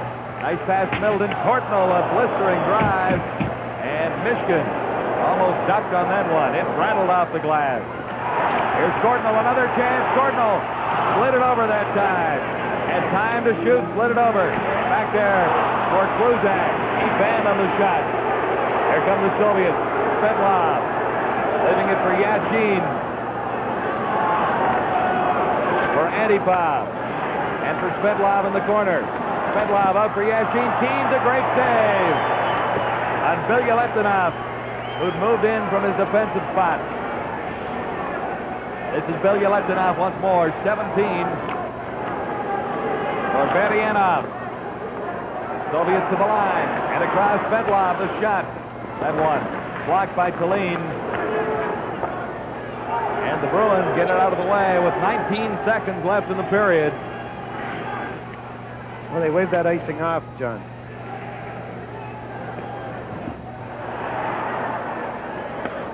Good break for the Bruins, the way they've been playing in the last 2 or 3 minutes. A little scrambling. But they'll come out of this period even with the Moscow Dynamo at 3. I found you were quite astute there as you suggested the Bruins might be being a little confused back behind the blue line there, and it cost them the equalizing goal. It sure did. In the last 3 minutes, it's a shame that you allow the opposition to have the opportunities they had in the last 3 minutes, especially with the 3-2 lead that they did have. And it can only be bad vibes going into the dressing room. And they just have to go in and readjust, because it was the only bad part of their game was the last 3 or 4 minutes in the second period. Anyway, pretty good hockey continues at the Garden in Boston. The Moscow Dynamo 3 and the Boston Bruins 3. Lots more ahead. You're with the Sports Network, TSN, and this is the NHL Soviet Series 85-86.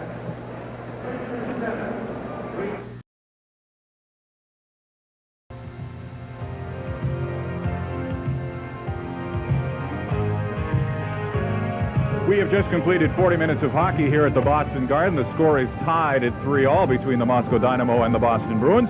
Harry Sinden was the head coach of Team Canada back in 1972 when they played their first Summit Series against the Soviets. It's been a number of years since then. Harry has been the general manager with the Bruins since that time. What is the biggest change that you've seen in the Soviet operation since that time, Harry? Very little. Very little.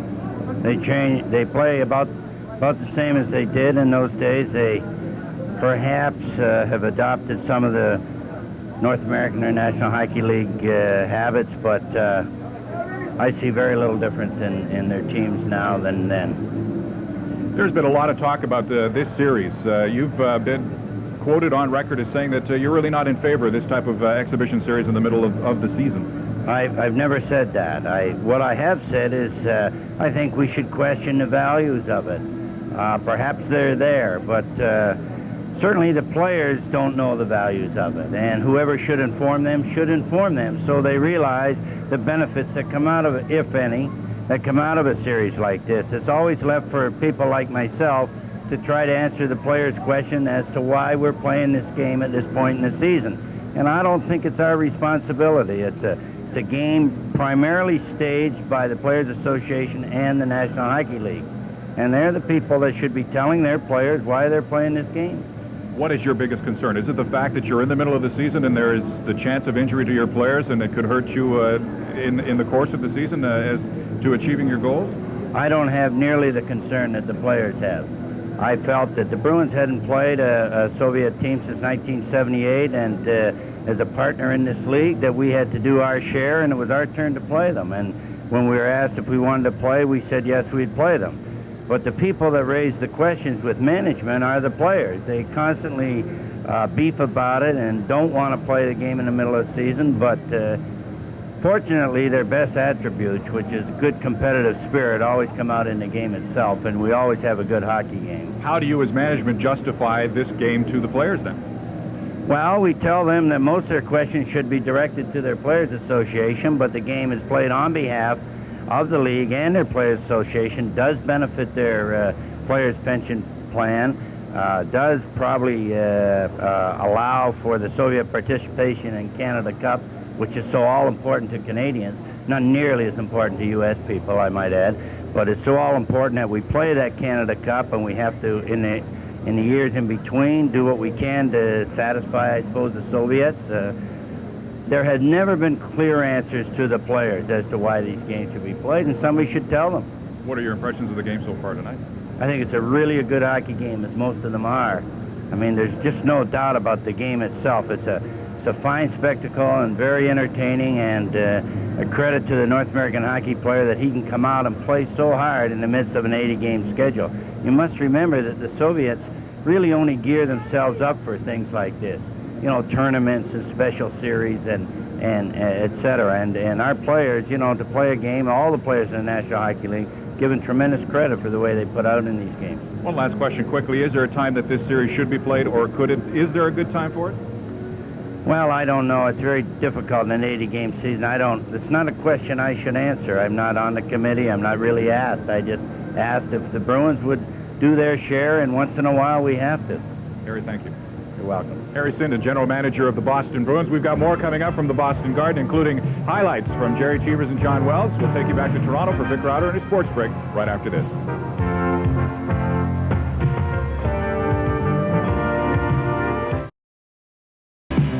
Sports fans have a great evening to look forward to Monday night on TSN. 11 o'clock Sports Desk, 11:30 Fish in the West. Then it's an hour of excitement with professional wrestling. 1 o'clock thoroughbred racing with the Tropical Park Derby. 2 o'clock a complete news report on Sports Desk, followed by highlights of the Calgary Stampede and your second chance to watch the Bruins Dynamo game. That's all on TSN, where Boston plays Detroit Tuesday, live 7:30 p.m. Eastern, as our exclusive NBA coverage continues. Hello, everyone. I'm Vic Rauter at the TSN Sports Desk in Toronto with this Monday night update in the NHL. Montreal St. Louis Blues at the Forum. It is now 6-2. The Canadiens leading the Blues late in the second period. Theldeline has 3 goals, a hat trick. Smith, Walter, and Tremblay with the singles.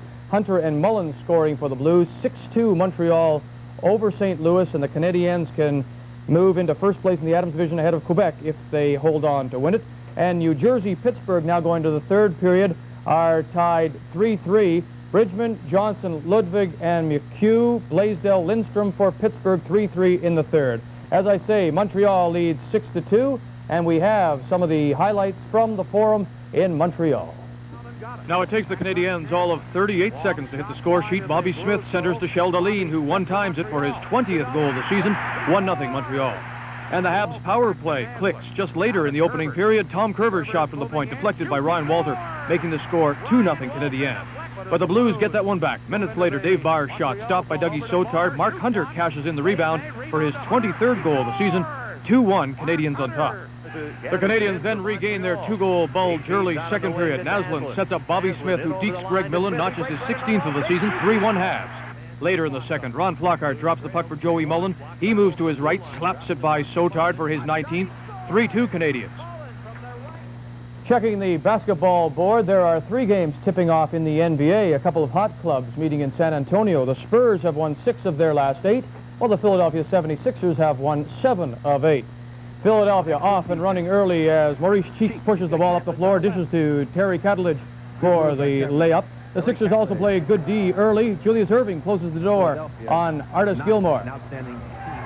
San Antonio with some excellent defense of their own. Alvin Robertson with a steal to John Sundvold. Alfredic Hughes for the easy 2. Nicely done. Sundvold also had the hot hand off the bench. Here he hits the 18-foot jumper. Philly leads 55-42 at the half. And there it is, 55-42, 76ers on top. Washington will play Sacramento at 10:30 start. And Phoenix leads Seattle 35-24. That game resumes at 10:30 Eastern. They'll finish the game from last night after the Kingdome roof sprung a leak. Well, the Chicago Bears are 10-point favorites to beat the LA Rams, while Miami is a 5-point choice to beat New England in the NFL Conference Finals next weekend. Yesterday, New England stopped the LA Raiders 27-20, but it didn't end right there. After taunting the Raider players from the sidelines, Patriots GM Pat Sullivan found himself in a disagreement after the game. I told one of their players that I was tired of him making speeches about our football team and how great the Raiders are and how lousy the New England Patriots are. I told him I was tired of that. He took exception to it during the game. He tells me he's going to see me after the game on the ramp, and he did. Well, who was it? Well, actually, the guy that gave me this was Matt Millen. Grabbed me by the back of the hair and flings his helmet at me. That's real good, you know. Guy stands up there real tough with both hands and his helmet off and hits me with his helmet. But let me tell you something. We're just getting back for Jack Tatum and all the other crap that this football team has put on our football team for 12 years. Here's a look into the TSN news file for today. Time is winding down for the Detroit Tigers. They have until Wednesday to sign free agent outfielder Kirk Gibson or lose the right to sign him until May the 1st. The Tigers have made Gibson a 3-year, $3.9 million offer. His agent says he'll likely reject it. And why not? Larry Graham won a downhill and placed second in another. She was named Sports Federation Athlete of the Month for December. She'll be honored on January the 16th in Toronto, but won't be there to receive the award. She'll be back in Europe trying to win the overall title. They're not dead yet. A bid has been tendered to buy the Calgary Stampeders. Among those in the group, Calgary oil man Doug Hunter. Details will be announced Wednesday, but it's safe to say things are just about final, and there should be a team on the field for 1986. A few weeks ago, that didn't look likely. The NHL's Rookie of the Month, again, is the Habs Shell Deline. It's the second time he's won the award. He had 6 goals and 14 assists in December. Teammate Patrick Waugh was the runner-up. Clyde the Glide Drexler is the NBA's Player of the Week.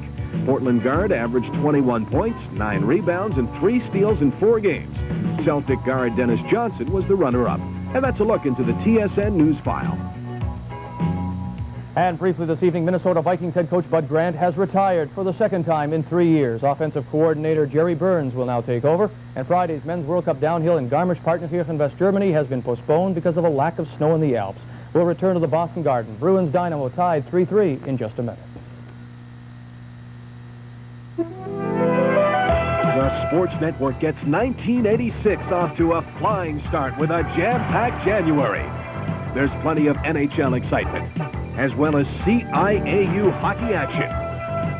The National Basketball Association keeps shooting, along with American and Canadian college basketball. There's volleyball with the Westman Classic from the University of Winnipeg. Football with the East-West Shrine and Rico Bowls. January sees the return of Grand Prix racing. There's more great tennis.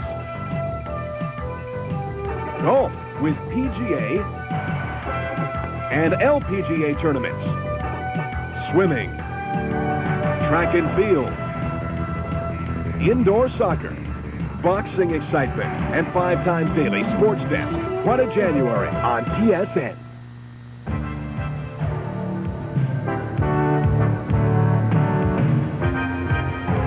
Even after 1, it's even after 2. This time, 3-3, Dynamo and the Boston Bruins. Excellent hockey game at the Garden in Boston. The fans are loving it. So is my partner tonight, Jerry Cheevers. Let's take a look at that second period. How did you see that? Well, John, that was a period of teams taking turns controlling the game there. It started off sort of slow, then all of a sudden the Soviets smelled some fresh blood there or something. They took it over, and the Bruins allowed them to. But the Bruins regrouped pretty quickly. The middle part of the period was in their favor because they started taking the body again. And all of a sudden at the end, the Soviets took over for whatever reason that is. They have to go in the locker room now, the Bruins, and figure out what happened the last 3 or 4 minutes. So a period of 3 distinct segments, according to Jerry Cheevers. Let's take a look at some highlights now, and I knew you'd want to pick out a Doug Keane save as your first one. Well, I'm a little prejudiced, but I like goaltender saves, too. The Borshevsky here, he makes... this is a good save by Doug. They cross here, and Antipov makes a play. Gordy Kluzak's caught up ice here. Then all of a sudden he rushes back to bother Borshevsky. But Borshevsky's still in, and he's going to shoot, and Kluzak gets a stick, but he gives Dougie time to come out and shut him off pretty good.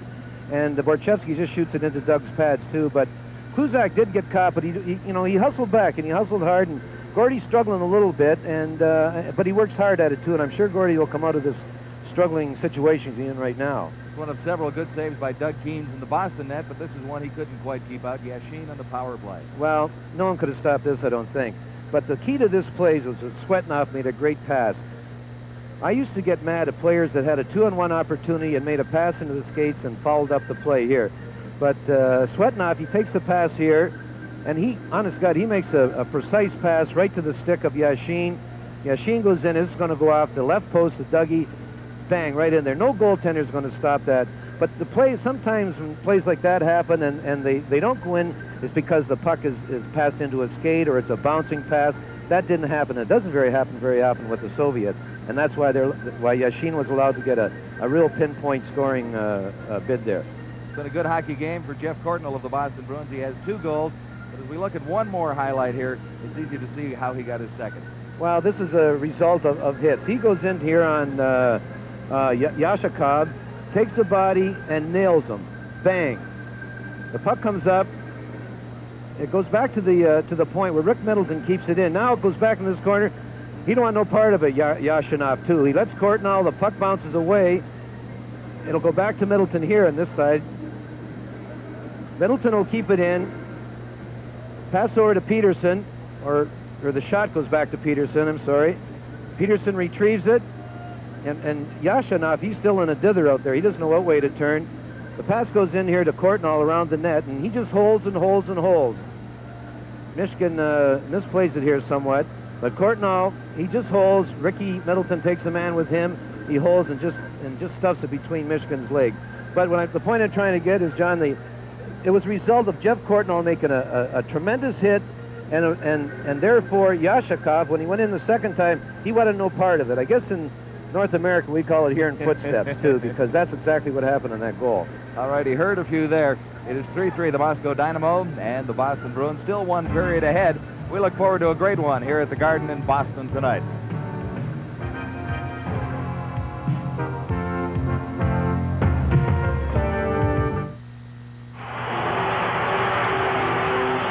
Did you know that Wayne Gretzky's back?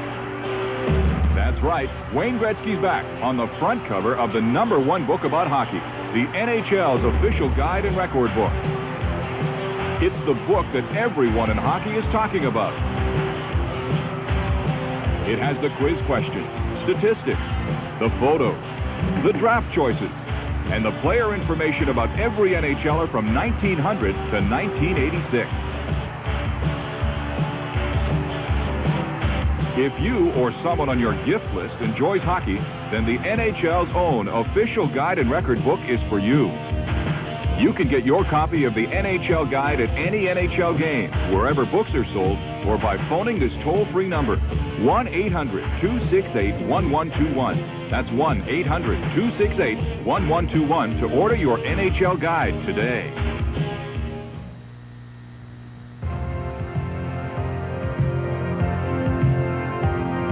There's still 20 minutes of hockey action left here at the Boston Garden. We've been treated to an excellent hockey game so far. It's tied at 3, both teams having outstanding chances during the second period of play and taking advantage of them. Let's take a look at the scoring summary from that second period of play. Sergei Yashin started things off on the power play to make it 2-1 for Dynamo at 7:30, and then it was Steve Casper on the power play for the Bruins at the 12:09 mark. Boston took the lead 3-2. Jeff Courtnall's second of the night at 13:33, and then Nikolai Varianov at 17:42 tied the score at 3, and that's where it stands right now. Shots on goal 22-20 in favor of the Bruins with 20 minutes left to play. Outstanding hockey action for the 12,000 and plus fans that are here at the Boston Garden. We look forward to the rest of this hockey game. We're set to go. Let's go upstairs to John and Jerry.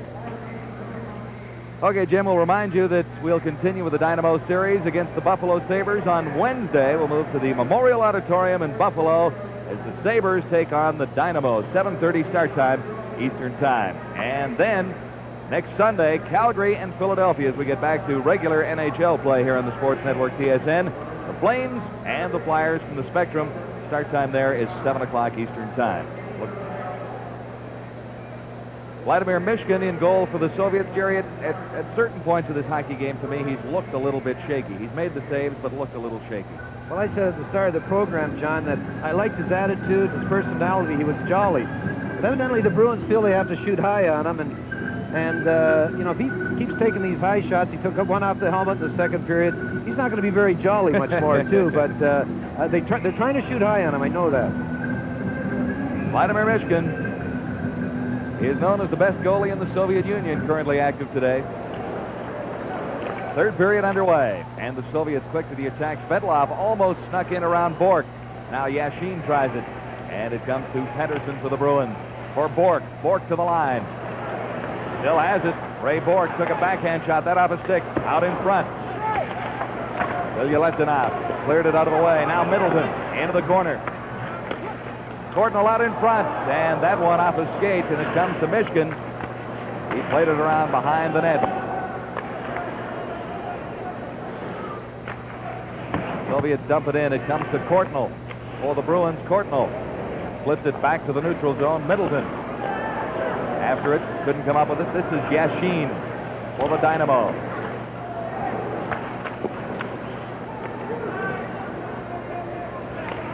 Now Kluzak back at his own line. Middleton just tips it into the Soviet zone.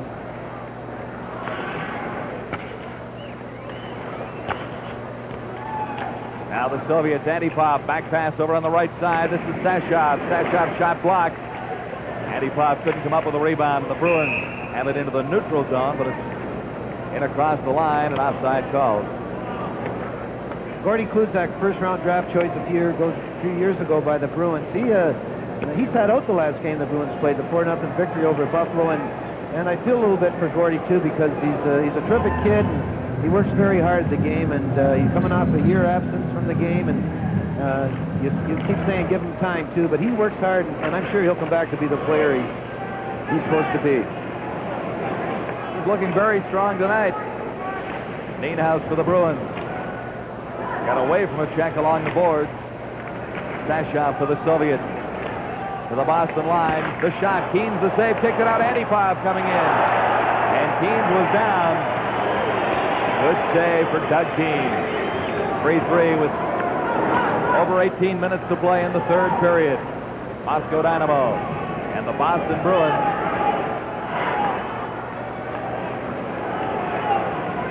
Kluzak ahead for Nienhuis. He dumps it in. Facine goes after it. Facine got a stick on it and got it to the side of the Soviet goal. Mishkin didn't have to make a play. Now Veryanov. Long shot. Keen's a skate save. Perudinov for the Soviets into the corner. Nienhuis clears it around behind the net. Now Perudinov has it. Perudinov in for Skirdak. This is Skirdak winding up with a shot. That off the leg.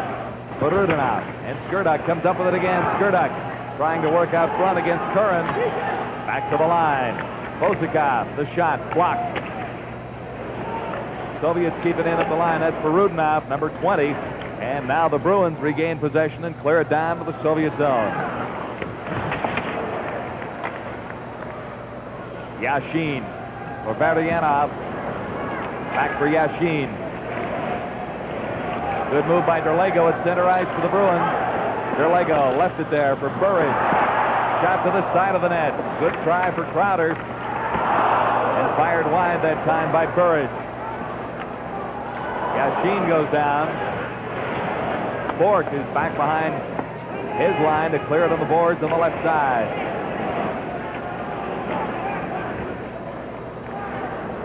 Svetlov leaving it there for Ilya Letinov.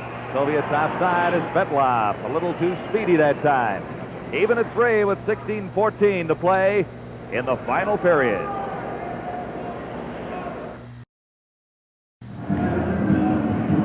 John Wells along with Jerry Cheevers and Jim Van Horn at the Boston Garden.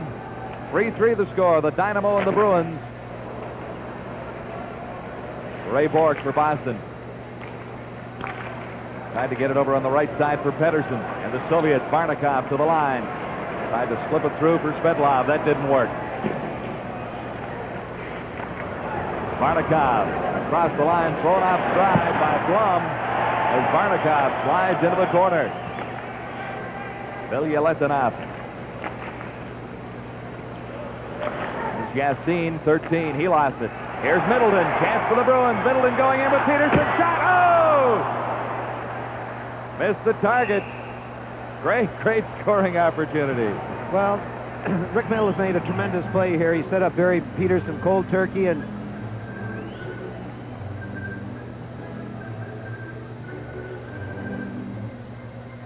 Cordnell makes a tip to Rick. Rick Middleton comes in. He makes a great play. He's got great reach, Ricky, over to Barry, and Barry elects to go high in the glove side and just misses the net. You know, you got to make the goaltender save it. And Barry elected to go high and just missed the top glove corner there. Soviets now. Chance here for 25. Antipov.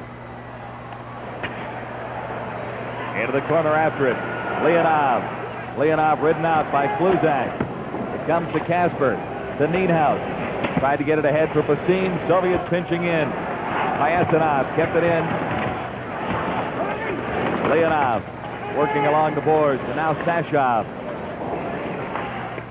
Out in front they score. Glushenkov took the shot. It deflected out in front, and Keens didn't see that one. 4-3, Moscow Dynamo. Well, anytime you put a shot near the net, it's always a dangerous situation here. Glushenkov in here, 28. Glushenkov, he just directs it towards the net. There's a pile up in front of the net.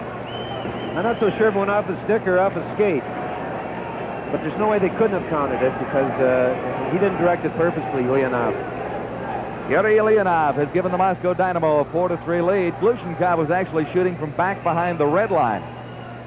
All he wanted to do is put it on the net. Funny things happen when you do that. Tough break for Keens and the Bruins. Leonov has given the Dynamo a 4-3 lead. This is Perudinov.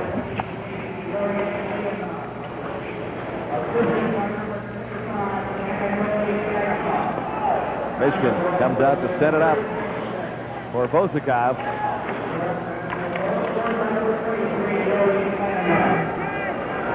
Bruins back in their own zone with 14:56 to play, third period.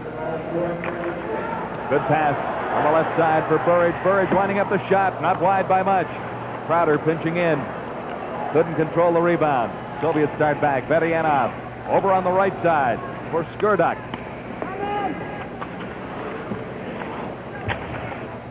Shot fired wide by Veryanov, number 12.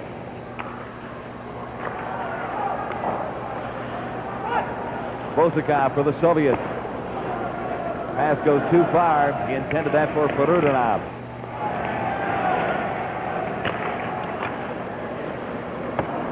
Bruins got to be patient here, John. They had a lot of time to get the equalizer. Yashin now for the Soviets to the line. Waiting. Played it over. Keens out of position, got back in time. Now a chance, and they score.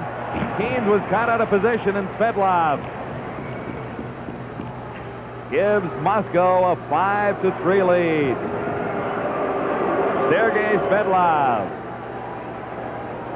The Soviet player goes down the left side here, and he just holds as long as he can. Dougie's committed here.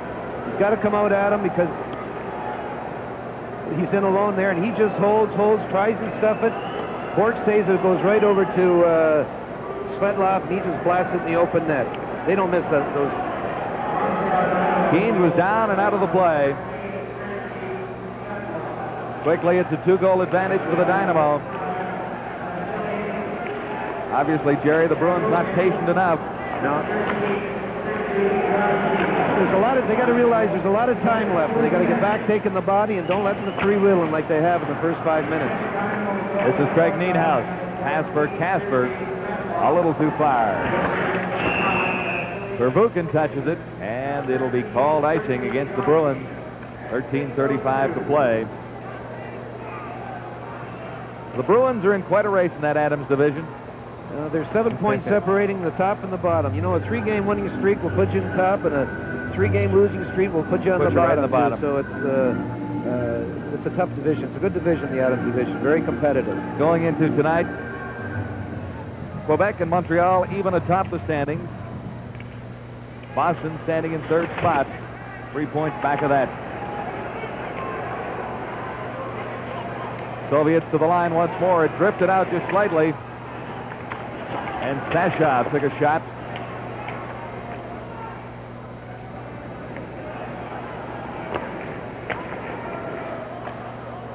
Bruins cleared in. This is Basine after it. Racing against Passalon. Passalon couldn't come up with it. But the Soviets do. This is Antipov, number 25. Checked from behind by Nienhaus. Nienhaus put it right off Basine's stick. Basine going in the shot. Michigan the save as Kasper cruised in. Dave Pasini is a very talented goal scorer, too, and he's got a little Mike Bossy in him. Nienhaus makes a good pass to him here. Comes in off his opposite wing. He holds, falls away, and gets it right up once again to the glove side of Michigan. I think maybe they've got Michigan set up now. They better start going low if they want a chance to get back into this Michigan game. is standing up and waiting. Berianov out there with Skurduk and Perudanov face off in the Soviet zone. Cleared around behind the net by Vozikov. This is Perudanov. Shot Keen's the save, that time on Berianov. Berianov coming up with it again. Bruins a little sloppy in their own zone. Berianov fired it wide. Kept in at the Bruin line. Good play by Berianov. Into the corner. Perudanov after it. Working against Curran. Curran comes up with the puck. Ahead for Crowder. Now Perudanov again. Perudanov working with very little ice down there and controlling. Skurduk moves in. Perudanov is number 20. And finally it comes to Derlego. 5-3. Bruins trailing the Moscow Dynamo as Derlego fires it in. Nienhuis in after it. And a pretty hefty check on the Soviet down there. Popikin. 12:06 to play in the final period. Well, the Bruins are getting off their game a little bit here. They're just panicking a little bit, and they're shooting in from. They're not thinking shooting it in to the Moscow zone.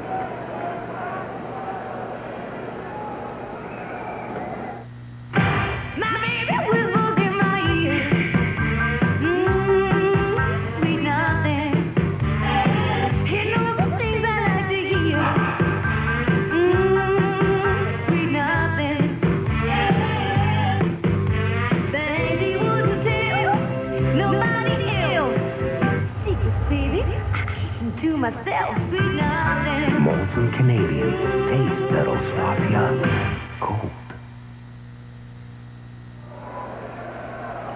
Here we see Crowder in this big hit on Popikin. He just levels him too on the icing. Face-off is in the Bruin zone. It comes behind the net. This is Ray Bourque. Bourque was looking for Peterson up the middle. It goes all the way down. Backboard for the Soviets. Provukin, number 5. He clears it for Yashin. And it's whistled down. Yashin thought he might have a play on that one. Well, come through a maze of player, and it just could have easily been waved off a two-line pass. But the referees elected to call it a two-line pass. One thing I've been impressed with, John, is the Bruins' ability to win the face-offs in each end of the rink. And if they can get a couple more draws in the Soviet end, it should result in some scoring opportunities. Ray Bourque takes it back behind his own line and right back behind Doug Keens. 5-3. Dynamo leading. 11:35 to play in the final period. Bilyaletdinov misses. Middleton.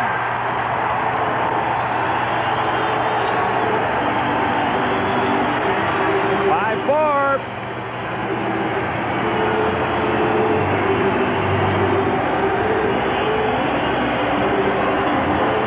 If you're going to make a mistake, you don't make it with Rick Middleton challenging you.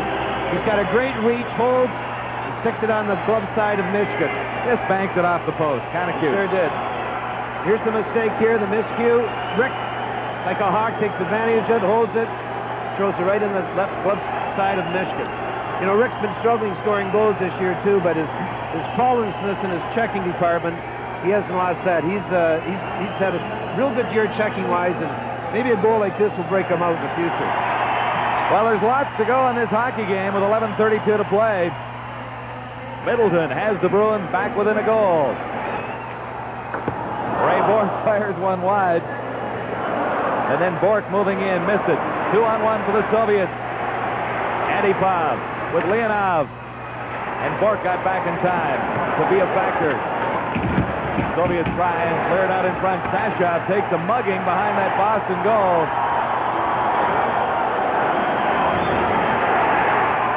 Another good hit along the boards. Chance for the Bruins, 2-on-1, but Courtnall didn't see it.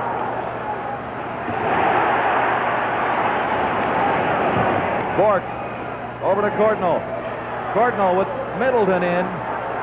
Couldn't get it through for Middleton. Popikin against Middleton. the Soviets. Marudinov to the trailing man, Glushenkov. Well blocked, beautifully played by Telvin, 27. Great action here as Telvin goes back behind his own line.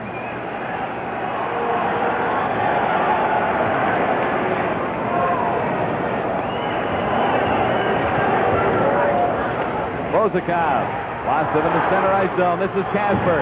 Away from the check. Kasper still has it. Tried to play it out in front. Off a skate. Marudinov checked from behind by Nienhaus. And for the Soviets now, Skurduk. Skurduk into the corner for Marudinov. Out in front. Keynes got a stick on it. Cleared it away. Nienhaus couldn't control it. Comes to the line. Kept in by the Soviets. Verbuchen didn't take the shot. Kasper still going in. Mishkin stood his ground as Kasper moved in. That time with Nienhaus. Nienhaus had the opportunity for the line. Telvin just misses. Rebound up to Kasper. He just missed. Basine now. Back to the line. Fed in. Out in front. And it's banked off a stick by Curran. Mishkin grabs onto it to save a heart attack. I sure did. I think everyone in the building wanted a stoppage of play there, and Michigan was the closest guy and decided to stop the play too, but the Bruins had them going there, and that was a real great shift for the Bruins too. Once again, this game is shifted. The Soviets come out after the 2 quick goals and had control. The Middleton goal ignited the Bruins.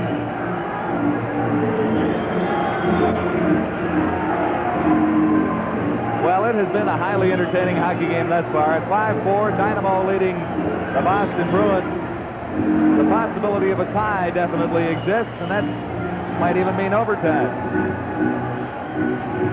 9:16 to play, third period. Bruins really can't take any chances defensively now. They got it going a little their way, and they just have to hang loose, be patient, and they'll get their opportunities. That's your key word for the Bruins. Be patient. Patient sure is, especially against the Dynamo here. Verbuchen got it ahead on the right side. Yashin couldn't take the pass, but it comes to Varnikov. Varnikov, Yashin out in front. Keynes, big save, a little help from Bork. Soviets still trying to control in the Boston zone. Now Keith Crowder starts out. Crowder goes to the left side for Burridge. Burridge has trouble along the boards. And they'll hold it for a face-off in the Soviet zone. 8:48 to play, final period. Sean, you can say what you like, but players try to ho-hum a game like this. But once it starts, there's no ho-humming in this game too. They're both playing very hard hockey. I think a ho-hum happens in an exhibition game, even of playing the Soviets, when one of the other teams comes out with a big lead. But if it's close most of the way, then the emotion and the tension flows right through the game. 2 or 3 goal lead can change it around. Here's Bork. That one. Ricochet to the corner. Varnikov. Bork. Courtnall. Courtnall has it in. Middleton races after it. Kept in by Blum, not quite. And as Middleton touches it, offside called against the Bruins.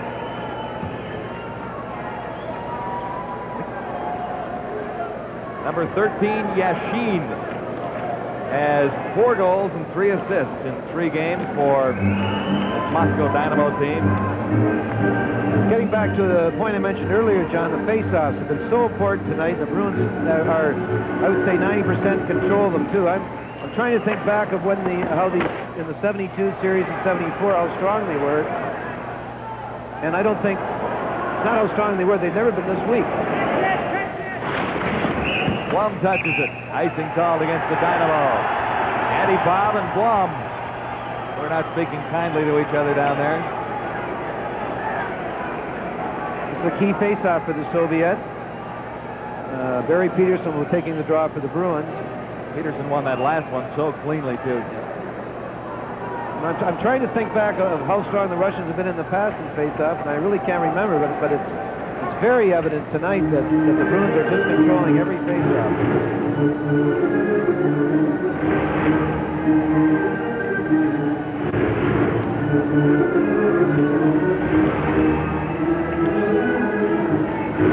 again. Bork got the shot. It was weak. It's back to Bork again. Off the stick that time.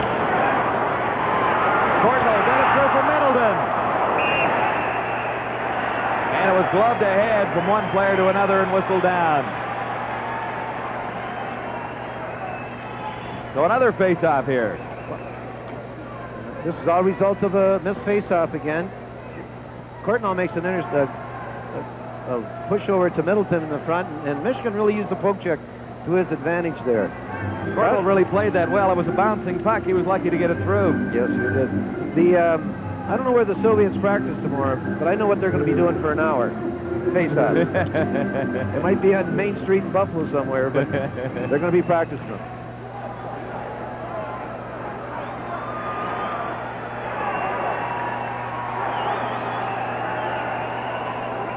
Peterson the face-off for the Bruins.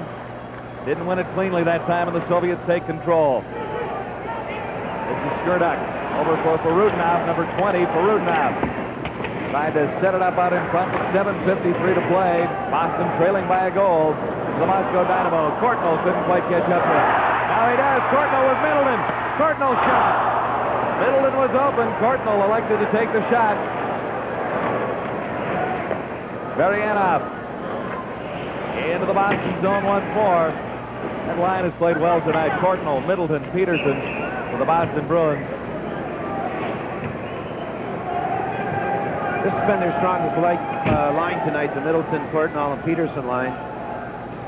Rick Middleton, he's had a tough time putting the puck in the net this year, but as I said earlier, he's a terrific checker. He's one of the top checkers in the league, and you know, when they picked the Selke Award winner, they failed to look at guys who get 40 or 50 goals, like Ricky does, and accumulates 100 points. They don't think they're good checkers. Ricky Middleton is a top checker.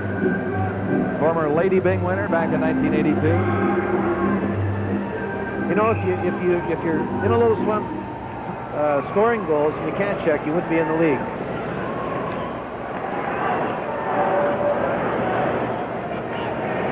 Loose in the central zone. Now Kluzak tried to get it ahead for Facine on the right side.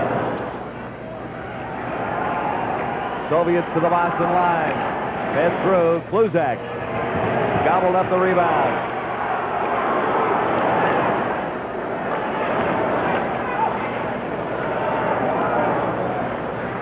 Svetlov for Yashin. Yashin was looking for Svetlov to move down the left side. Svetlov now moving in. Couldn't control it. Kluzak into the corner after it for Boston.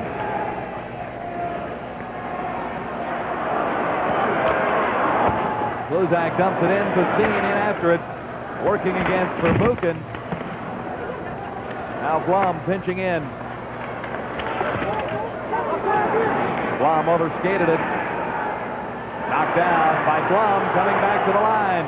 Facine touched it. And it went wide. Yashin for the Soviets. Bork is quick up on the play. Now Facine back checking, comes up with it. To the Soviet line. This is Dave Facine, still with the puck, cleared it out. Heavy hit along the boards. Bork the shot. Blocked by the Soviet defense. Bozakov out in front. Just missed Michigan. Soviets on the offense. Leonov working against Blum. That was a great shift for Blum. Another good hit down there. Sashov tried to get it out in front. Leonov now working in behind the Boston goal. Two Bruins take him out. And Blum gets it to the line and out. Keene finally makes the save. Thought he might hang on to it, but it's cleared down by the Bruins, who needed fresh troops badly. Great action here, John. A tremendous save by Michigan at the Soviet goal.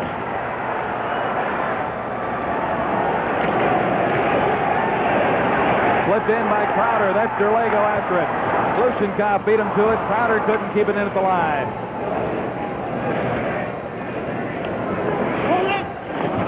Kelvin, number 22 for the Bruins.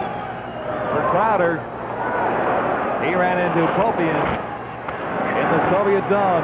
And after it, Derlego. 5 minutes left in the final period. The Bruins trail by a goal. It's 5-4 Dynamo. And here they come. Fedian off the shot. Broke a stick. Curran was there to block it.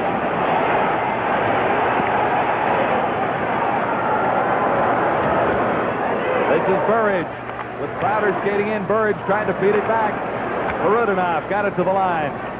And it's flipped out by Skurduk. Fired in by Telvin.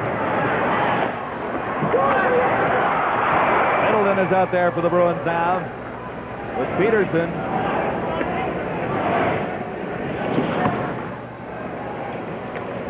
Here's Jeff Courtnall for Boston.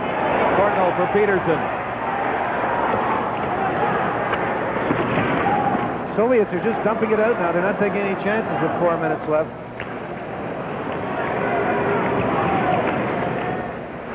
They'll try the left side. Jeff Courtnall got in, but not very deep. And the Soviets start back. Beryanov and Yassin. Svedlov. Now here's Middleton. Ahead for Courtnall. Back for Middleton. Middleton, great puck control to the backhand. Mishkin the save. Middleton fed it out in front. It's cleared aside quickly. Getting around Baum is Svedlov. Svedlov going right in on Keens. He scores! Svedlov makes it 6-4 as he walked in alone on Doug Keens. Great chance for the Bruins at the other end of the ice for Middleton. But Svedlov comes right back to increase the lead to 2 goals. Yep, Blum was in between going for the puck or the body, too. And the great speed of this player, Svedlov, come in. He holds once again, cuts to the middle, and just backhands it by Doug Keens. He was coming with great speed there, and any time a player comes with the speed that Svetlov had there, it's tough for a goaltender. But Ricky Middleton made a brilliant play at the other end to be stymied by the Soviets, and the Soviets come back and get this, which I think will be the clincher. It might be the clincher. 3:34 to go, though. Bruins had tremendous pressure on. The Dynamo, looking for their first win of this series, have 2 from Svedlov. Let's look at Middleton and how close he really was. This is just before the Svetlov goal. Rick Middleton from Courtnall. These guys have been all over the ice tonight. He holds, hangs it up, comes in, goes to the backhand, hits the side of the net, retrieves it, throws it in front, and boom, he hits the Soviet player, and off they go. Svedlov has 3 goals and 5 assists in 3 games. Keens out of his net.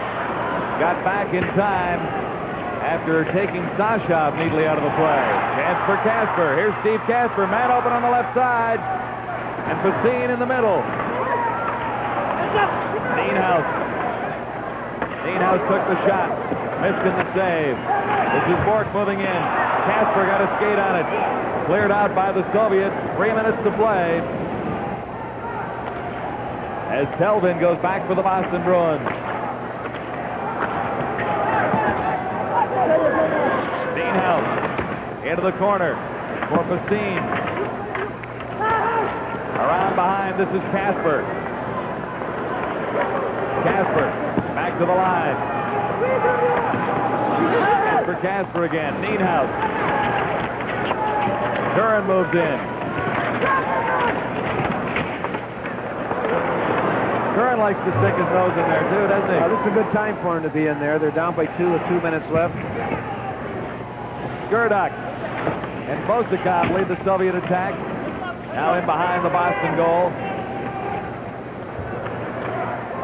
Here's Peterson, 1 man to beat. And the goaltender, Mishkin, makes the save. Good shot from Peterson.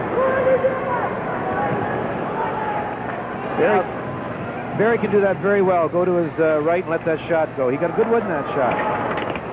Less than 2 minutes to play. Final period. Peterson in for Kluzak. Now it comes to Middleton. Middleton for Peterson. Peterson the shot. Mishkin the save. Loose out in front. Yashin for the Soviets. Checked from behind by Peterson. Shot by Courtnall. Blocked by the Soviet defense. They're just bunching up in front of Mishkin. Now a 2-on-1. 3-on-2. Out in front, Keens holding the fort. And a good save in behind Doug Keens by Kluzak. Here's Jeff Courtnall. Courtnall couldn't control. Back to the line, kept in by Bork.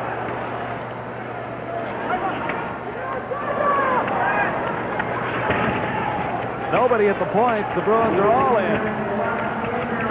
Last minute of play in the period is Yashin. Comes down with Svedlov. That's Derlego trailing. Svedlov plays it back. Back for Yashin, back for Svedlov. Antipov is out in front. They take a shot, sharp angle. By Antonov. And along the boards, and tempers Blair just a little bit down there. With 38 seconds left in the period, the Dynamo hang on to a 2-goal lead.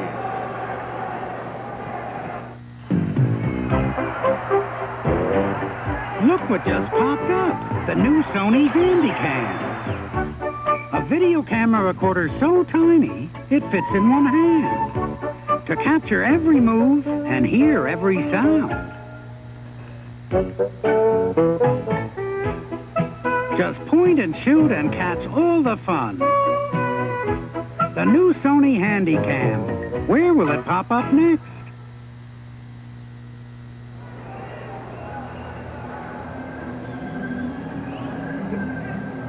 Here's the hit by Courtnall. The arms come up, but the Soviet player got his stick up, and I think Courtnall had all the right in the world to take a shot at him, too. Watch the stick come up here. The left hand of him went up, and Courtnall...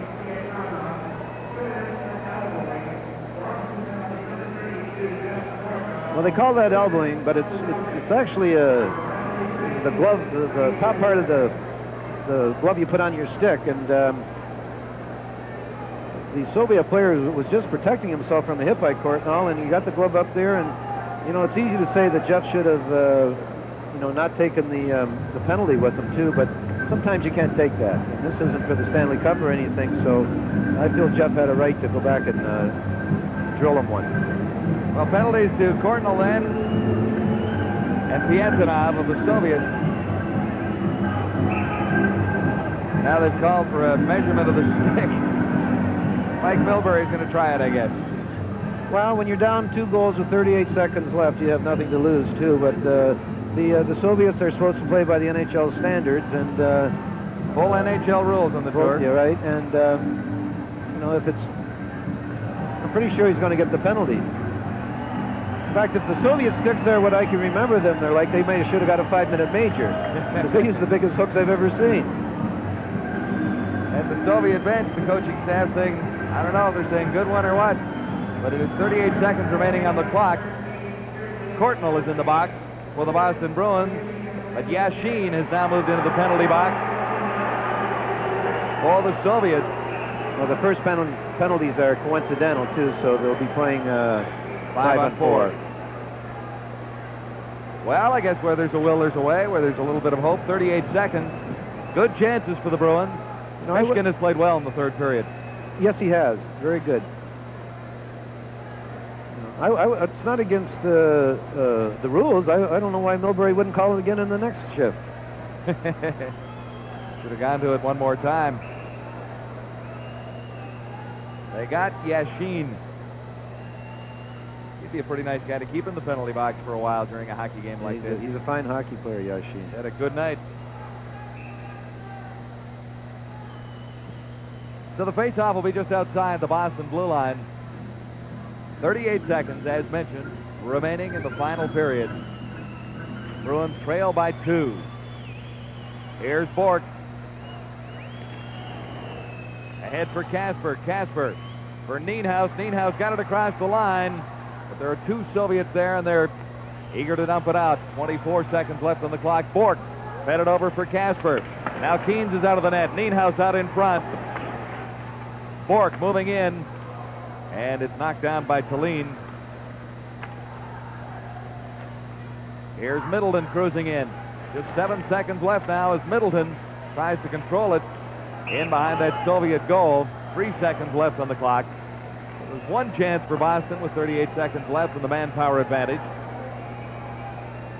Well, John, this was a very well-played game. I thought both teams had their periods of playing well, and I thought the Bruins got out of their plan during the third period. They tried to hit laterals up the middle and have breakaways, but their success dealt from taking the body in the Soviet end. Final 3 seconds now. Kasper taking the draw for Boston, and he can't do much with it. They fire the shot. Michigan makes the save, and that's the hockey game. 6-4 is the final score in favor of the Moscow Dynamo. One interesting note I thought you made in the dying moments of the second period. The Bruins had to be a little more patient at that point, and they were leading 3-2. Quickly, it was 3-3 for the Soviets. Yeah, that was a tragic point for the Bruins the last 3 or 4 minutes in the second period, because the Soviet come out in the third period and took the game over for a while, and took it over enough that when the Bruins had their spurt, they could still control the game too. So I feel the last 3 or 4 minutes in the second period was probably the key to the game. That and a save Mishkin made when it was 5-4 for the Soviet. He made a great leg save on Niehaus. Well, traditional handshake at international hockey time.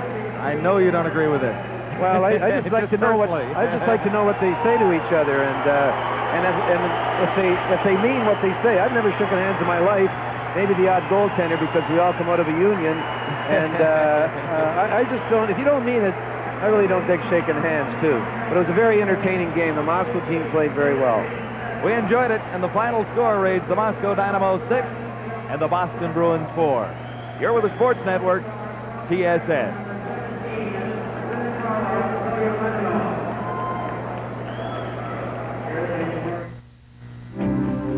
To all of you who are dedicated to being the best you can possibly be, here's to your 5:30 mile, to your first ever shutout, and to the morning workout where only you are witness to your accomplishments. Here's to the hurts and pain, and to the soothing relief of greaseless, stainless Rub A535. Rub A535. Pay tribute to your muscles. 1986 is a great year for hockey fans on the Sports Network. Throughout January, we'll feature Calgary, Philadelphia, Toronto, and the New York Islanders in 4 exciting matchups. Our first game in 1986 will be Sunday, January the 12th at 7 p.m. Eastern, with the Calgary Flames in Philadelphia to play the Flyers. There's great NHL hockey action all winter long on TSN.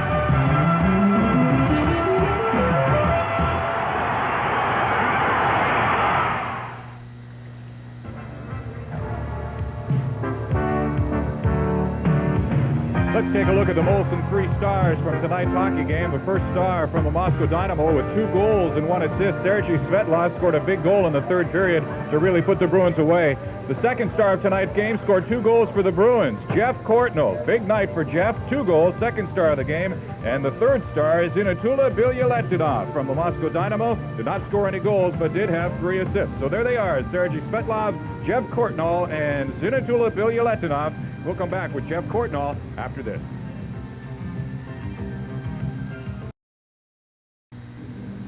There's the final score of tonight's hockey game. Moscow Dynamo over the Boston Bruins, 6-4. 2 goals for Jeff Courtnall tonight, earning him second star status. Jeff, a very entertaining hockey game. Yeah, it was a fast game. You know, a lot of action both ways, and it was a tight game. What did you talk about as far as the Dynamo were concerned prior to the game tonight? You know, we just talked about getting in, forechecking hard, taking the body, and just try to slow them down in their end and not let them get going. You played an outstanding hockey game tonight. It's been a bit of a frustrating season for you. It has to do your soul good to come up with a performance against the caliber of hockey team that this is. Yeah, you know, I've had a real rough year up and down for the first half of the season, and now things are starting to fall into place, and feels good. The last 4 games I've felt really comfortable out there, and I'm starting to get my confidence. What was the feeling among the players prior to tonight's game? We've heard different reports that you really didn't want to play it. Some guys were looking forward to it. Well, you know, I think for the guys who haven't played them before, they were all, you know, keen on playing the team, but a lot of the older guys who have played them before and, you know, kind of want a night off, big game on Wednesday. Did they surprise you in any way? Not really. You know, I was actually looking for a little more. I thought that the way watching them in practice this morning, they looked a lot faster than they were out there tonight. It was thought prior to the game that possibly they may have a little bit of trouble with the small ice surface. It looked that way early in the first period, but they scored that first goal, and then they seemed to pick up. Yeah, I think it took them 2 periods to get used to the small rink and getting hit all the time, and I think after the second period they started to catch on, you know, their play. Now, the Quebec Nordiques played the Red Army. They beat them by a score of 5-1. It helped them turn things around. They've won 3 games since then. You guys really haven't had a lot of trouble winning at home. You've only lost once this year. Is this the type of game that could help you turn things around if you were having trouble, or is it something that you just like to get out of the way now and forget about it? I think it's a little of both. I think maybe it'll help us. You know, I think maybe we'll go into Montreal on Wednesday after a loss at home and work that much harder. And then again, I think a lot of the guys just wanted to get it out of the way. Okay, Jeff, congratulations on the good game tonight. 2 goals. Best of luck the rest of the season. Thank you very much. Jeff Courtnall of the Boston Bruins. Let's go up to John and Jerry. Okay, Jim, as you say, a very entertaining hockey game. Jerry Cheevers, how did you view it tonight? When you were sitting up here in the booth, were you a goaltender, a coach, or a commentator? How did you... well, I don't think it was all three? Not really. I enjoyed the game. It was an excellent hockey game, too, and it went in periods of control. When the Bruins allowed the Soviet to three-wheel, like we talked before the game, the Soviets were in control. But when they took the body, the Bruins, and forechecked and shut them off at center ice, the Bruins were in control. Like we said immediately after the game, that the last 3 or 4 minutes of the second period was probably the turning point as far as the Bruins losing the hockey game too. But the Bruins can learn something out of this. They are a tough team to beat when they take the body. And it's in this building. And when they were taking the body, they were controlling this hockey game. Exactly. And when they decided not to, they were in trouble. All right, let's go back to Jim Van Horn. Jim? Thank you very much, John. It was a very entertaining hockey game tonight. The Moscow Dynamo winning their first game since coming to North America after a loss and a tie. Our next telecast will be our final of the series. It will be on Wednesday, 7:30 p.m. Eastern. The Moscow Dynamo taking on the Buffalo Sabres at the Memorial Auditorium in Buffalo. Once again, the final score of tonight's game. The Dynamo 6, the Boston Bruins 4. For Jerry Cheevers and John Wells, I'm Jim Van Horn. We'll talk to you again Wednesday night in Buffalo.